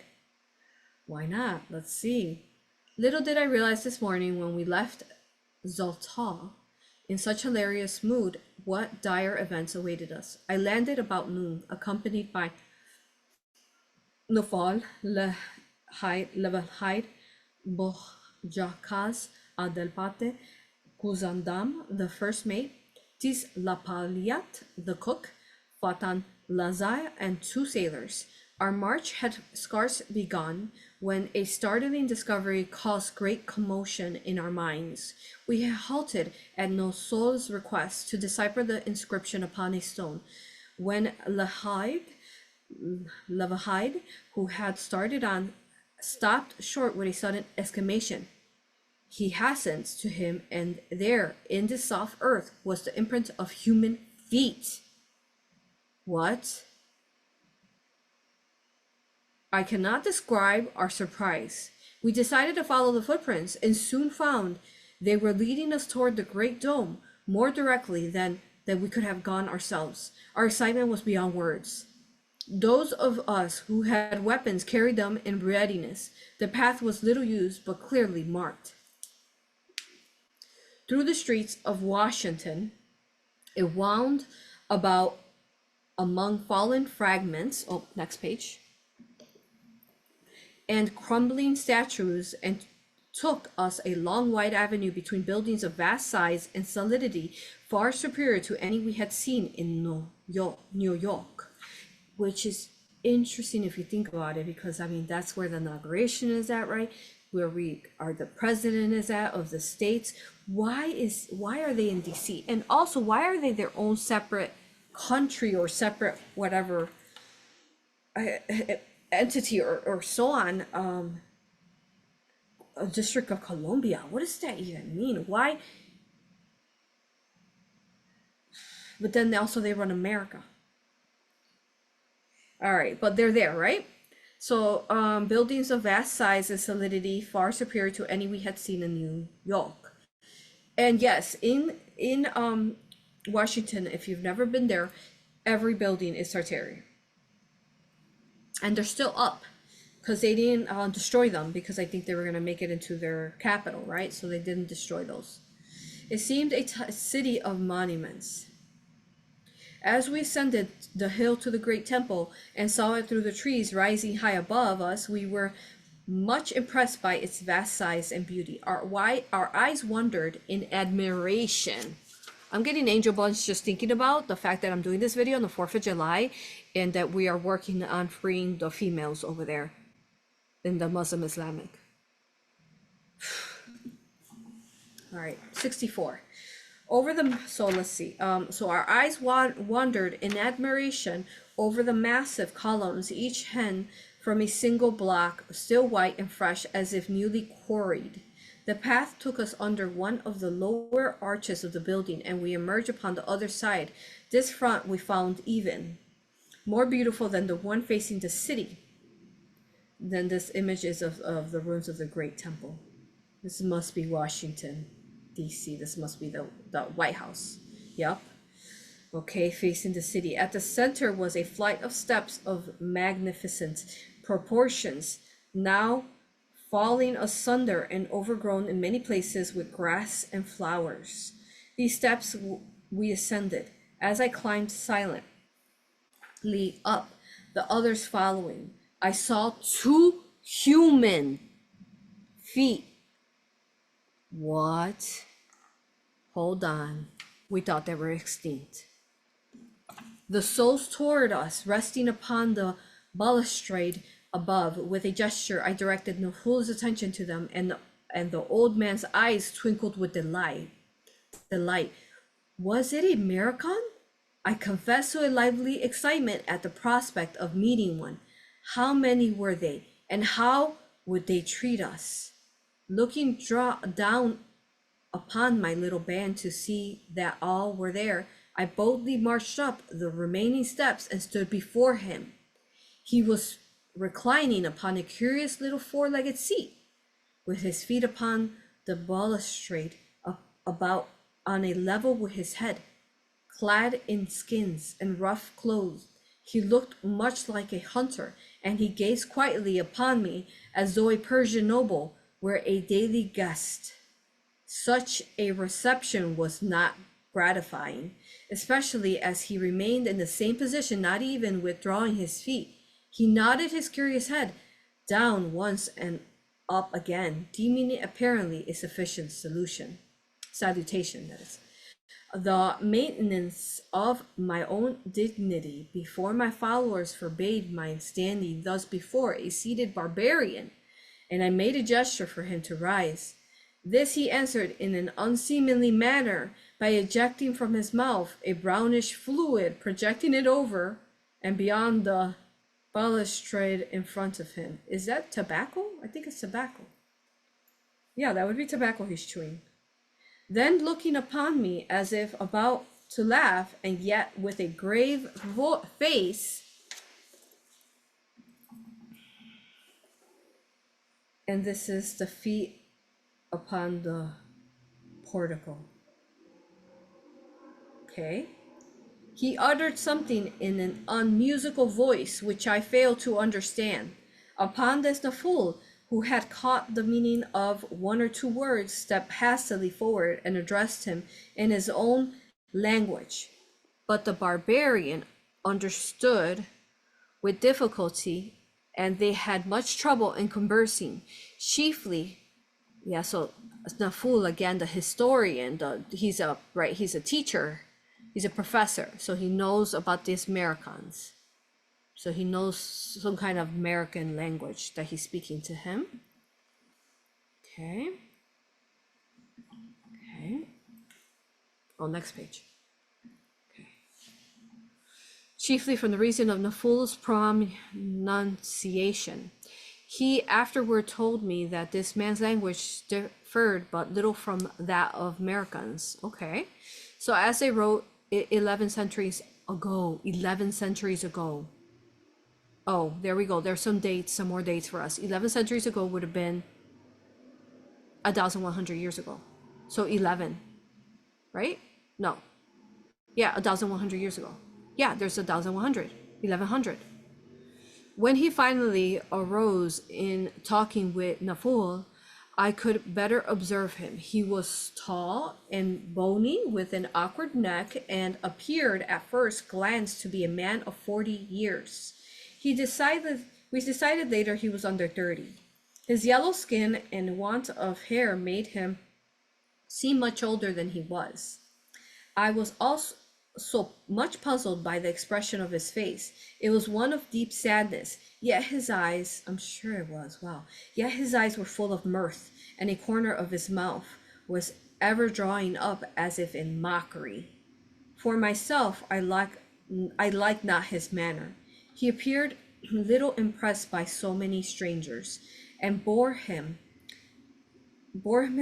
himself as though it were of small importance whether we understood him or not.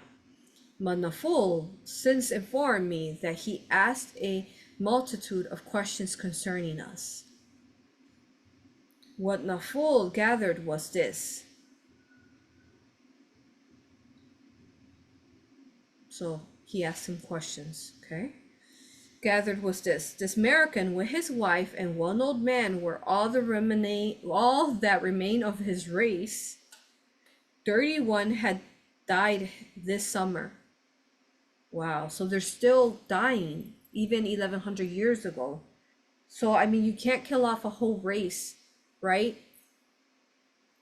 Just like that. I mean, it'd be a weaning off of them dying. So 31 had died this summer, he said. In ancient times, there were many millions of this countrymen. They were the greatest nation upon the earth. Whoa.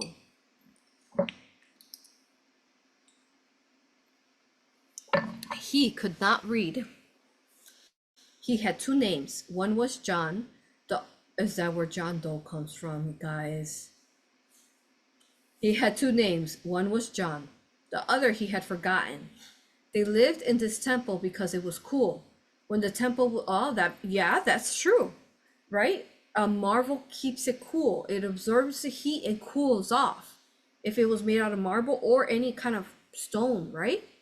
So then these temples were providing safety for them and cooling them off to survive. Okay? They lived in this temple because it was cool. When the temple was built and for what purpose he could not tell. He pointed to the west and said the country in that direction was covered with ruined cities. So cute. You hear the children playing in the neighborhood. So when Naful told him we were friends and presented him at my direction with a hunting knife of fine workmanship, he pushed out his right arm toward me and held it there. For an instant, Naful looked at the arm, wondering, as did we all. Then, with sudden intelligence, he seized the outstretched hand on his own and moved it up and down. So they're handshaking. This was interesting, for Naful tells me it was a form of greeting among ancient Americans. While all this was going on, we had so they were shaking hands then. So while all this was going on, we had moved into the great circular hall beneath the dome. This hall was of vast proportions, and there were still traces of its former splendor. Against the walls were marble statues entwined in ivy, looking down upon us with a melancholy eyes. Here also we met a thin old man whose hairless head and beardless face almost moved us to mirth. At Nafal's request, our host led the way into some of the smaller rooms to show us their manner of living, and it would be impossible. There he is. There's a picture of him. The illustration of him. We're on page 71. How long till we finish? 78.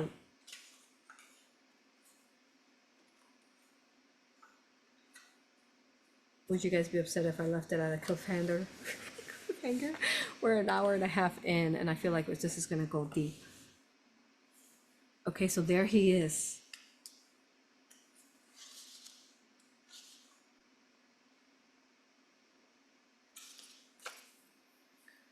Oh man, let's go. What do we have left? I have technically 1, 2, 3, 4, 5, 6, 7 pages left. Let's just finish it, you all. Let's just do it. Okay, I do need a pee break. While you guys look at that, I'm gonna take a pee break. Be right back. Let's go.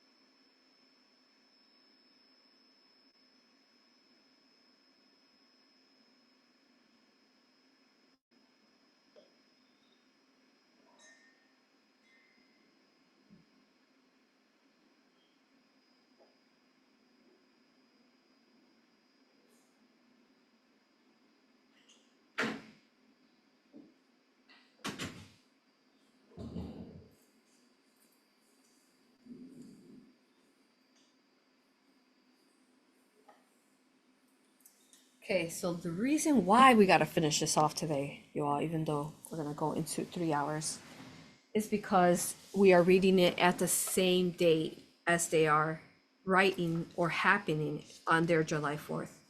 So let's just do this, okay? Let me see questions, comments before I keep going here. Wow, this is epic. Epic. Okay.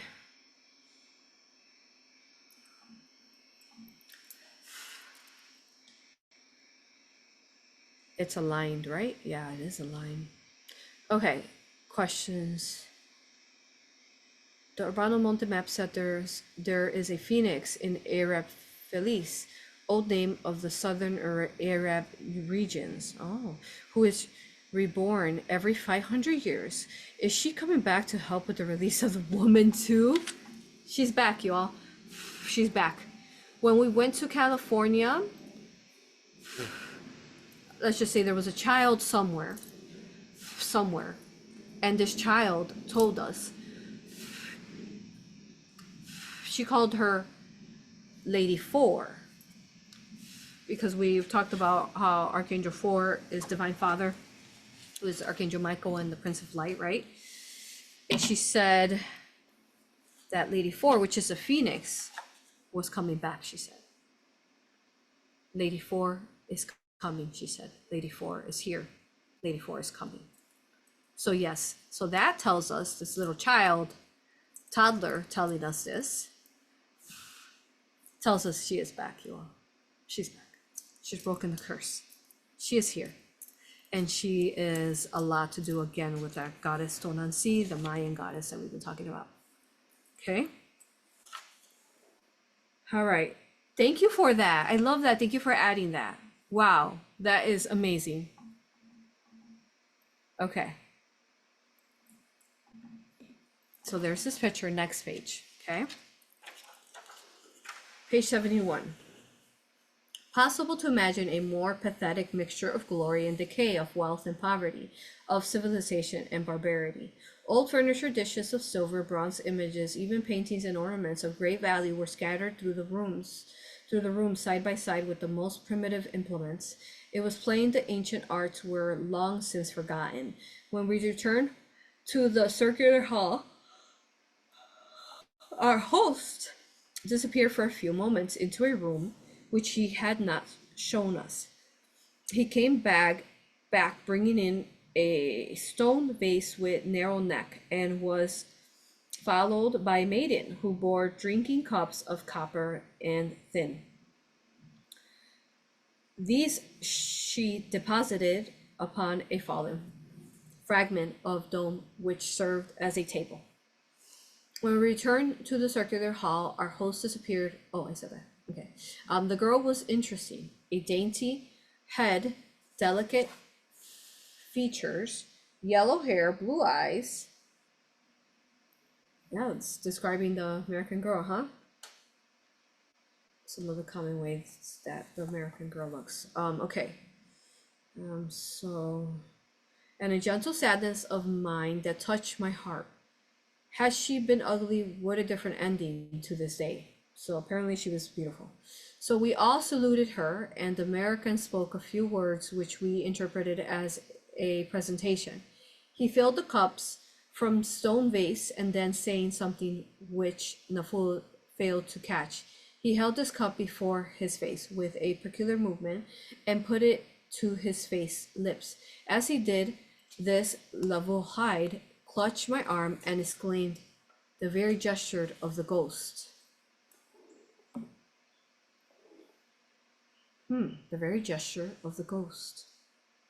And then, as if to himself, and this is July 4th. Whoa. July 4th. So what is really being celebrated, you all, on July 4th? Here, when we found this most epic information.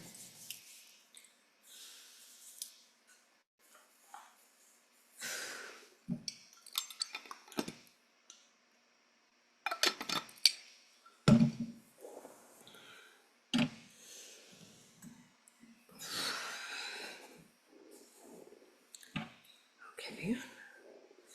My head feels like, whoa, this is a lot, you all. It's good though, it's good.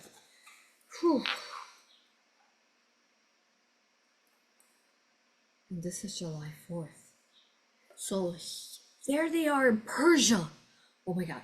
There they are from the other world, the old world or the other world. Here in 4th of July with America. So they were a big key to unveil it too, not just Yeshua that unveiled it and brought everyone over, but so were this Persian prince, and they needed to go and see their energy over here to begin the discovery of America, or the rediscovery after a thousand years.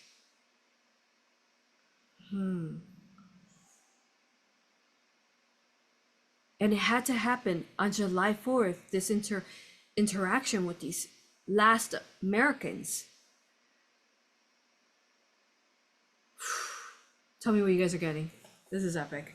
Okay, so but he drank, and as did we all, for our thirst was great, and the odor of the golden liquid was more alluring. It tasted hotter than the fires of Jobaz. It was also of great potency and gave a fine exhilaration to the senses. So that's a picture of the girl. Okay. We became happier at once. All right, sounds like some kind of happy alcohol for them there. And here it was that Jacques did a fatal thing. Uh-oh, what did he do? We know what happens when people drink. They do things they shouldn't be doing sometimes. Being near the maiden and much affected by her beauty, he addressed her as Hor al-Nisa. Hor al-Nisa. Can you look that up? I think that's Persian. Gina, what does that mean? Hor al-Nisa, which of course she understood not. This were well Oh, let me see.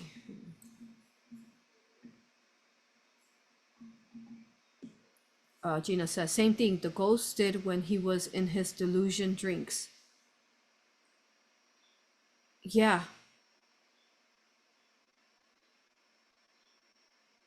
This alcohol is like a whole nother kind of alcohol, huh, you? It's like a quantum alcohol. Okay.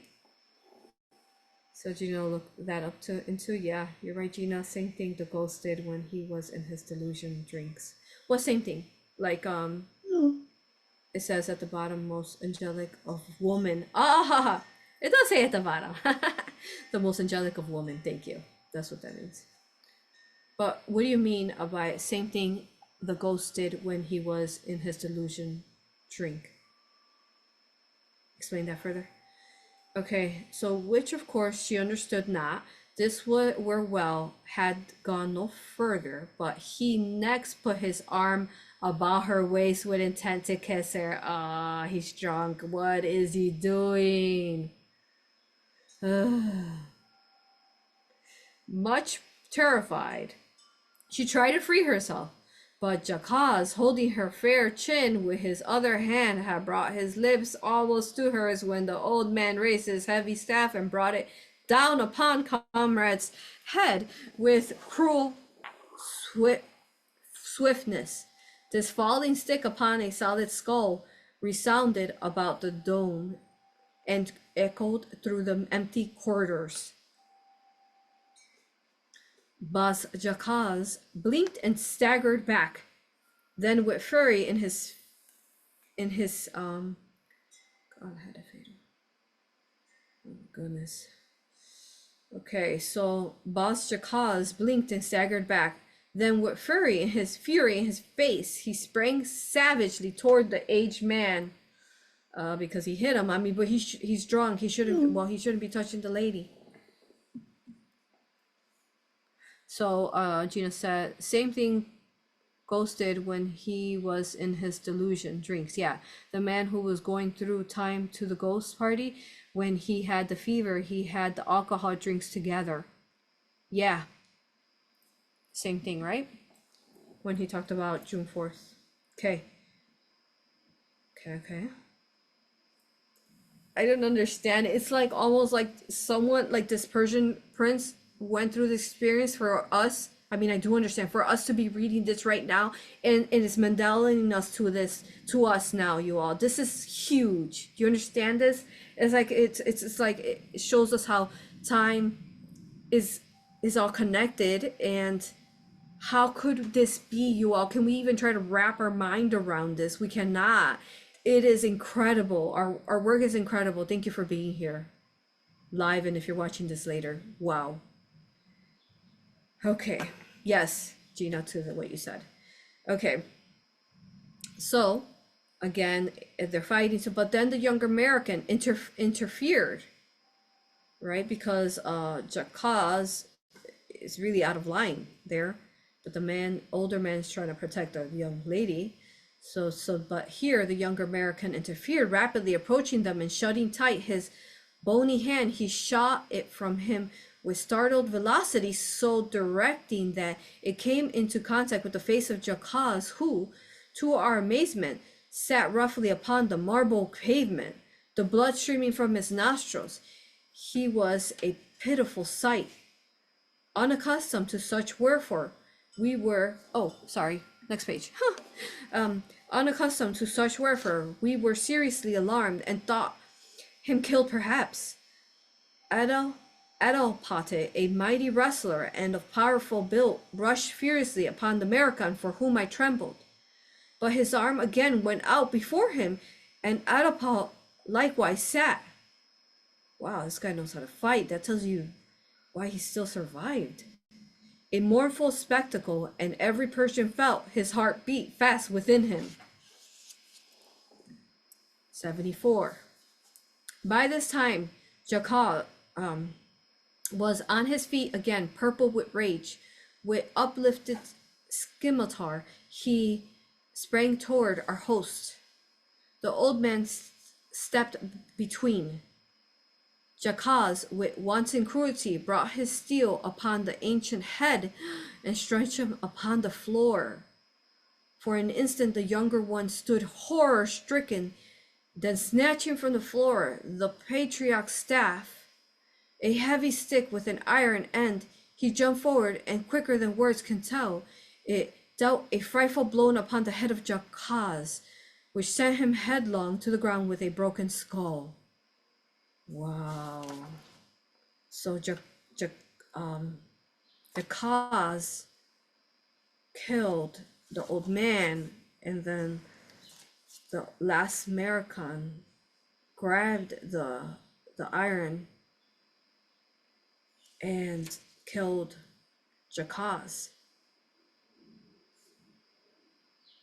And isn't Jacaz the professor, the one that's been telling the story of who the Americans was? Or wait, who's Jacaz?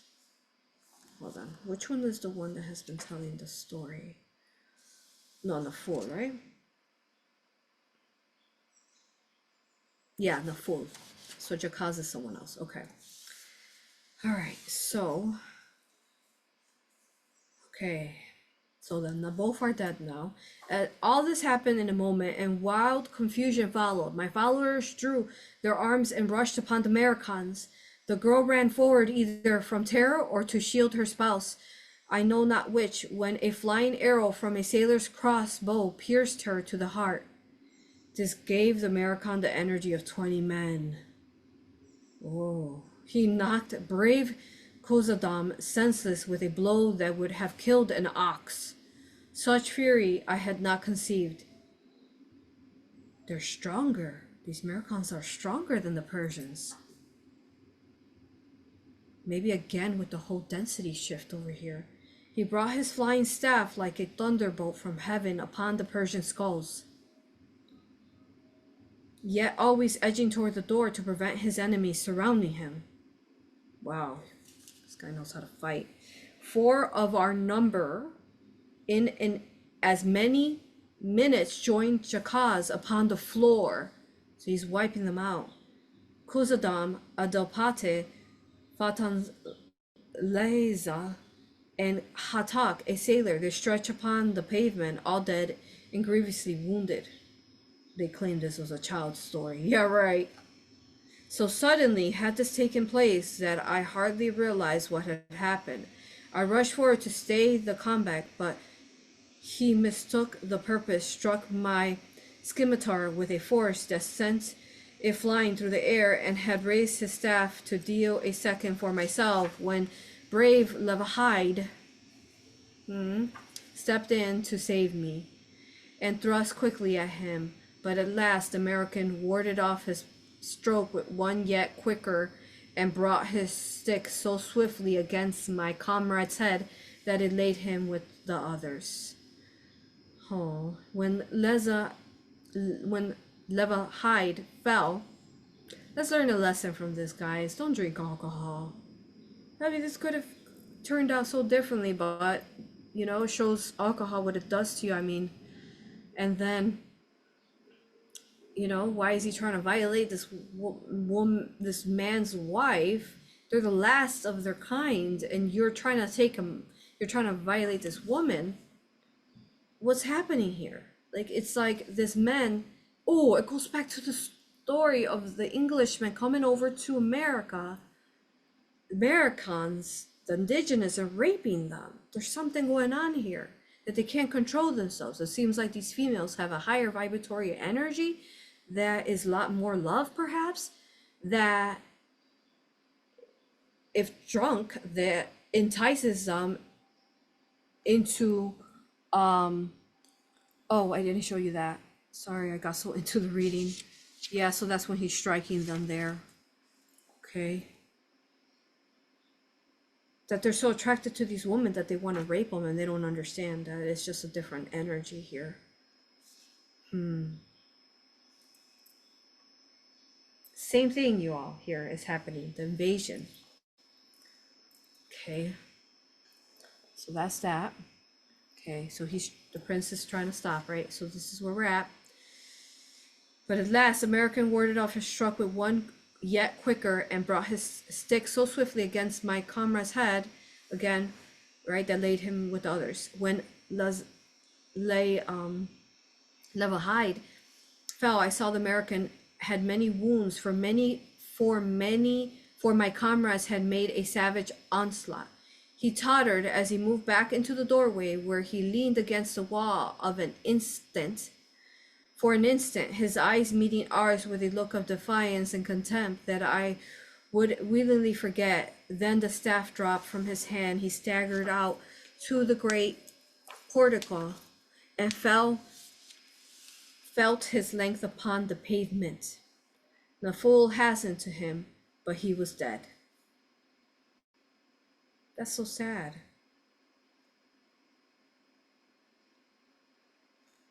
As he fell, a wonderful thing took place, an impossible thing, as I looked back upon it, but both Nikola and I saw it distantly. In front of the great steps and facing this doorway is a large sitting image of George Washington. As the American staggered out upon the porch, his hands outstretched before him. Do you think that I am getting that he was a last descendant of George Washington, you all. And that's why he was protected till the end by the people. Whoa. They literally just killed George Washington, the last president of the Americans, descendant. And there's the image. That's why the image is in front of them as he falls off and lands on cement. As the American staggered out upon the porch, his hands outstretched before him, and with death at his heart, this statue slowly bowed its head as if in recognition of a gallant fight. Whoa. And this marks the end of the Marathons, you all.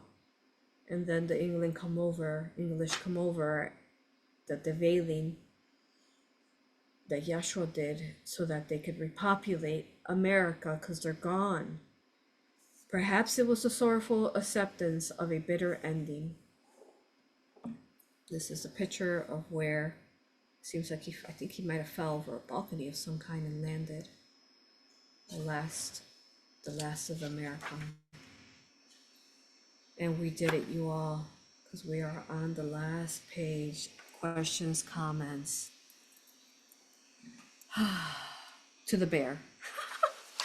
And the last page is missing. Where are you? It's a good page. We gotta show this page. It has a picture on it. Where'd you go? Of course, it Mandela'd out, you all. Out of this. Let me show it on screen. This is what it looks like. Again upon the sea, this time for Persia, burying our wounded and the ashes of the dead, those of the natives are reposing beneath the great temple. The skull of the last American I shall present to the Museum of Tehran.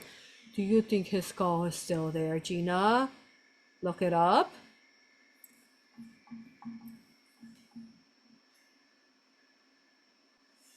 Oh, okay, we gotta research that, try to look that up, Gina, while I take questions and comments.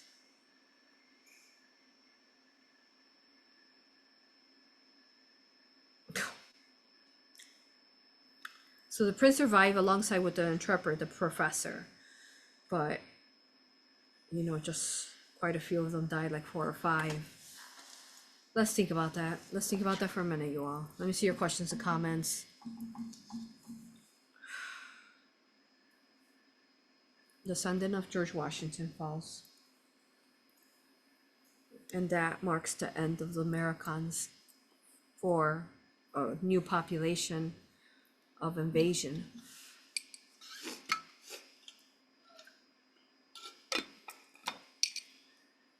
And there goes they come in shortly after that, I'm getting. So let's look at that time. Yeshua, tell us. Yeshua? Let me talk to Yeshua. So if we're looking at this book being published in 1889 and you unveiled this, Yeshua, in your 15, when were you born? 1500. You were born 1500 exactly, right?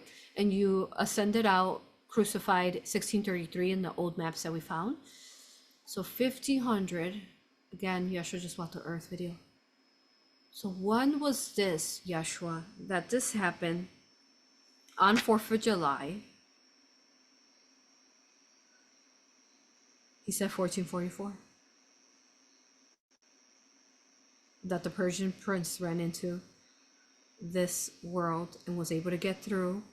1500, he completely unveils the energy and really unveils that world, right? Just at the beginning, going back to the beginning in the Vesica Pisces, Yeshua does is he unifies the worlds where they were separated with his heart. Because we need these worlds connected, worlds within worlds of the moon reflection and on. That's just our moon reflection. What do their moons look like, you all? So, okay, we're in this world. So what about that world that, okay, so we're England, America, the next world, what does their moon look like? They probably see some of us and they see the next worlds. Then their moon shows the next worlds. Their moon shows the next worlds. You understand? Angel bumps. And then the higher in dimension, they rise. Parallel Earths, worlds within worlds. You understand this now? Now we understand this.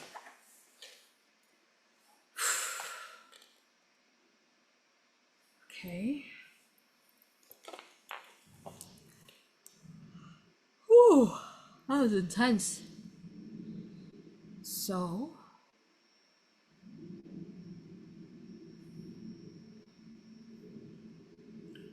what else do we want to say, Yeshua, about this? You guys have questions for Yeshua? What an epic ending. Sending love to George Washington's descendant there that fought to the end.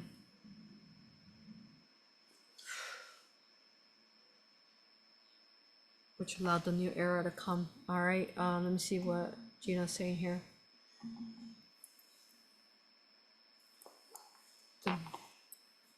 The man who was going through time to the ghost party when he had the fever, they had the alcohol drinks together. That's the same man? Ay, ay, ay. That's that troublemaker in your group, guys. Of course, it's the same man who was going through the time of the ghost party when he drank and he was talking to the people, right, for June 4th, and we were reading it on May 16. It's the same man who drank too much and was trying to kiss the lady.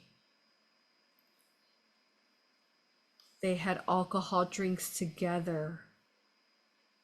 The man who was going through the time to the ghost party when he had the fever, then he had alcohol drinks together with the last American. You get it? When he broke his leg or whatever. And then here he is having a drink with the last American. And then he also in May 16 time portal drinking, talking about this hallucination, not hallucination. Hallucinations are really just visions that the brain is telling you. So from that time space, he was connecting to them who said, we'll see you June 4th, California.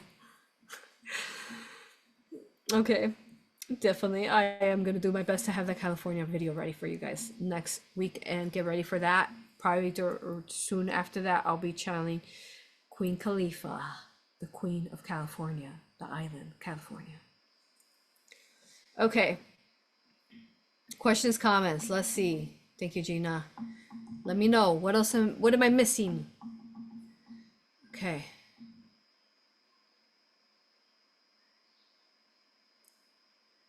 So this is questions. The man was hitting the girl in her head in the video. Now this Jacaz who violated the lady is hit in the head. Yeah. Sounds like there's some kind of, some connection there.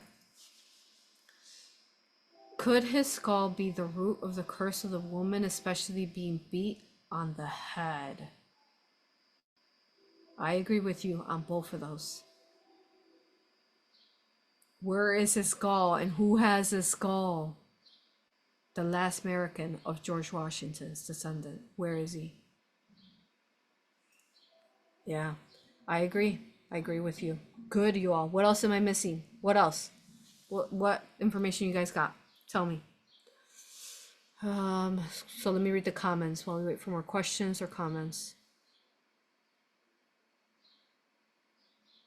So it's aligned, right? Okay, so next comment was most definitely different and lower energies held by the drunken men in comparison to the women and husbands. Yeah. Next comment, it's time for the men who meant to stop the nonsense and start fresh with the woman. Yes. Yes. Next one, finish on 7/7 date. Finish on the 7/7 date. Yeah. What's gonna happen 7/7? Here you are. What day 7/7? Here. Okay, we're on 4th. Today is Friday. That's Tuesday. What's happening Tuesday?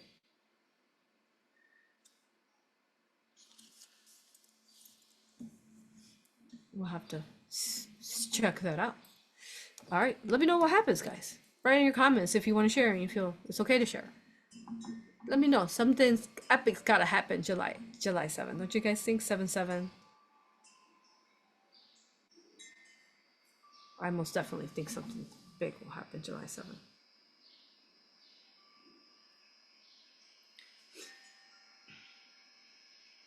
What's July 7th? 7/7 is 14. 14 plus 9 is 23. 2, 3, 5.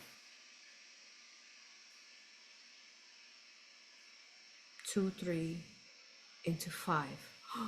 That's what 2, 3 means. 2 dimension, 3rd dimension into the 5th dimension.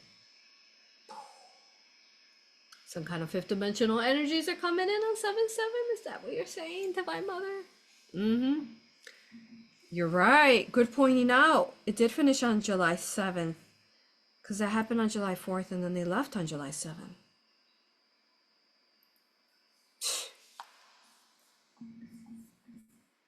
Epic. What else? Let's see. Did I read all your questions, comments? Yep. Good comment there. 7/7. Okay, Gina said. Gina said, no particular skull, but many skulls are kept there as artifacts of medical science. He's definitely there, or somebody has his skull somewhere and knows of it. Sounds like the Persian people need to work on freeing whatever curse they have there pertaining to this last American. Let's think about this for a minute. They have his skull to the last American in Persia. They have all these like fights going on with war. So is this how they're powering up their wars? To use us, the Americans, to power up their wars over here? Ooh, that curse is breaking. It has broken already, technically. 7/7 breaks it. But it's already broken, though. It's already happened. Nothing can stop it. That's what that is, you all. They can't use Americans anymore to violate and negatively police the world. Can't happen anymore.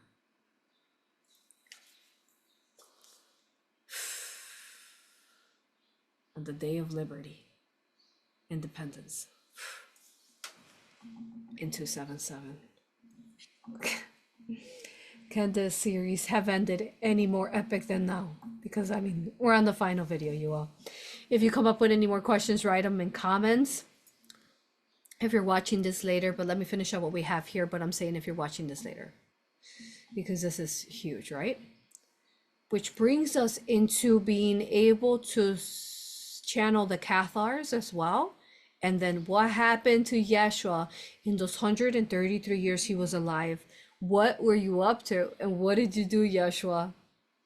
Incredible things, didn't you? This series opens it up for Yeshua now. Wow. Get ready, y'all. Okay. So. Okay, question. So finding his skull breaks the curse. Could he be in the Persian waters? Reminds me of Medusa. Yeah? He's there somewhere. I sense his skull there somewhere. We just don't know exactly where. Sounds like we'll be working on that. And 7-7 will assist with that. So be strong in your hearts.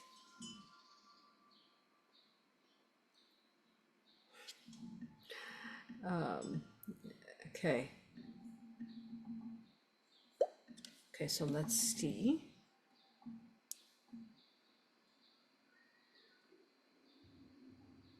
Good, I got all your questions. Let's see comments. Someone said next Monday. Yeah. 3 weeks after June 16. Is it 3 weeks after June 16? What is 3 weeks after June 16? But we were speaking.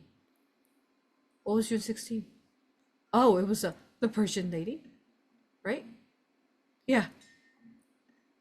That I had a session with. Okay. And then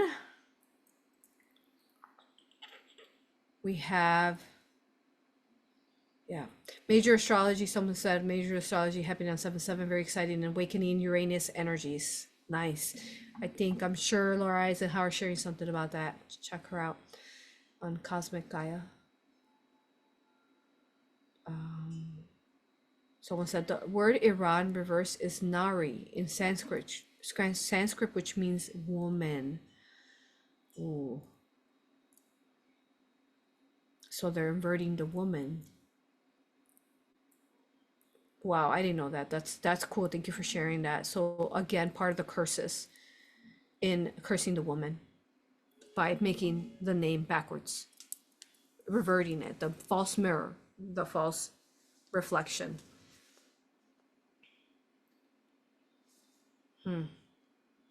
Another confirmation, you all, of what the ship and everything we talked about, Divine Mother helping the woman free over there. We'll see how that plays out. All right, I don't see any more questions and comments. Yeah, you guys done? How was this today? 3 hours. Wow. All right, to support this video and all that I do, you all, you know how much work we do to be here, and thank you to everyone who's assisting me. So go to Rising Phoenix Mystery School, AuroRaPractitioners.com, where you'll find our school, and Patreon, Rising Phoenix Mystery School. Go sign up to any of our memberships. Go watch the extra sensitive content, you guys. We reference it often, so might as well go watch it and fill in all those pieces that we mentioned to understand the bigger picture, to all the teachings and all that we've been delivering. I want to thank this book, this beautiful little blue book. I want to thank you and your beauty for, if we questioned this at all, that this was not a child's book, or if we question if this might have been a Tartarian book, which now we know it was. Now we know, and it's not made up, because when things that are divine, they align how they divinely did in complete surrender, which is how I do everything. So, wow, you all, thank you for being here with me on this journey. So happy we finished it off at part 4. Share this video as far and wide as you can. Go to Ireland, you all. Go to Ireland. It's going to be big. The 13th gate is opening there. You got a couple weeks. Sign up at least by August.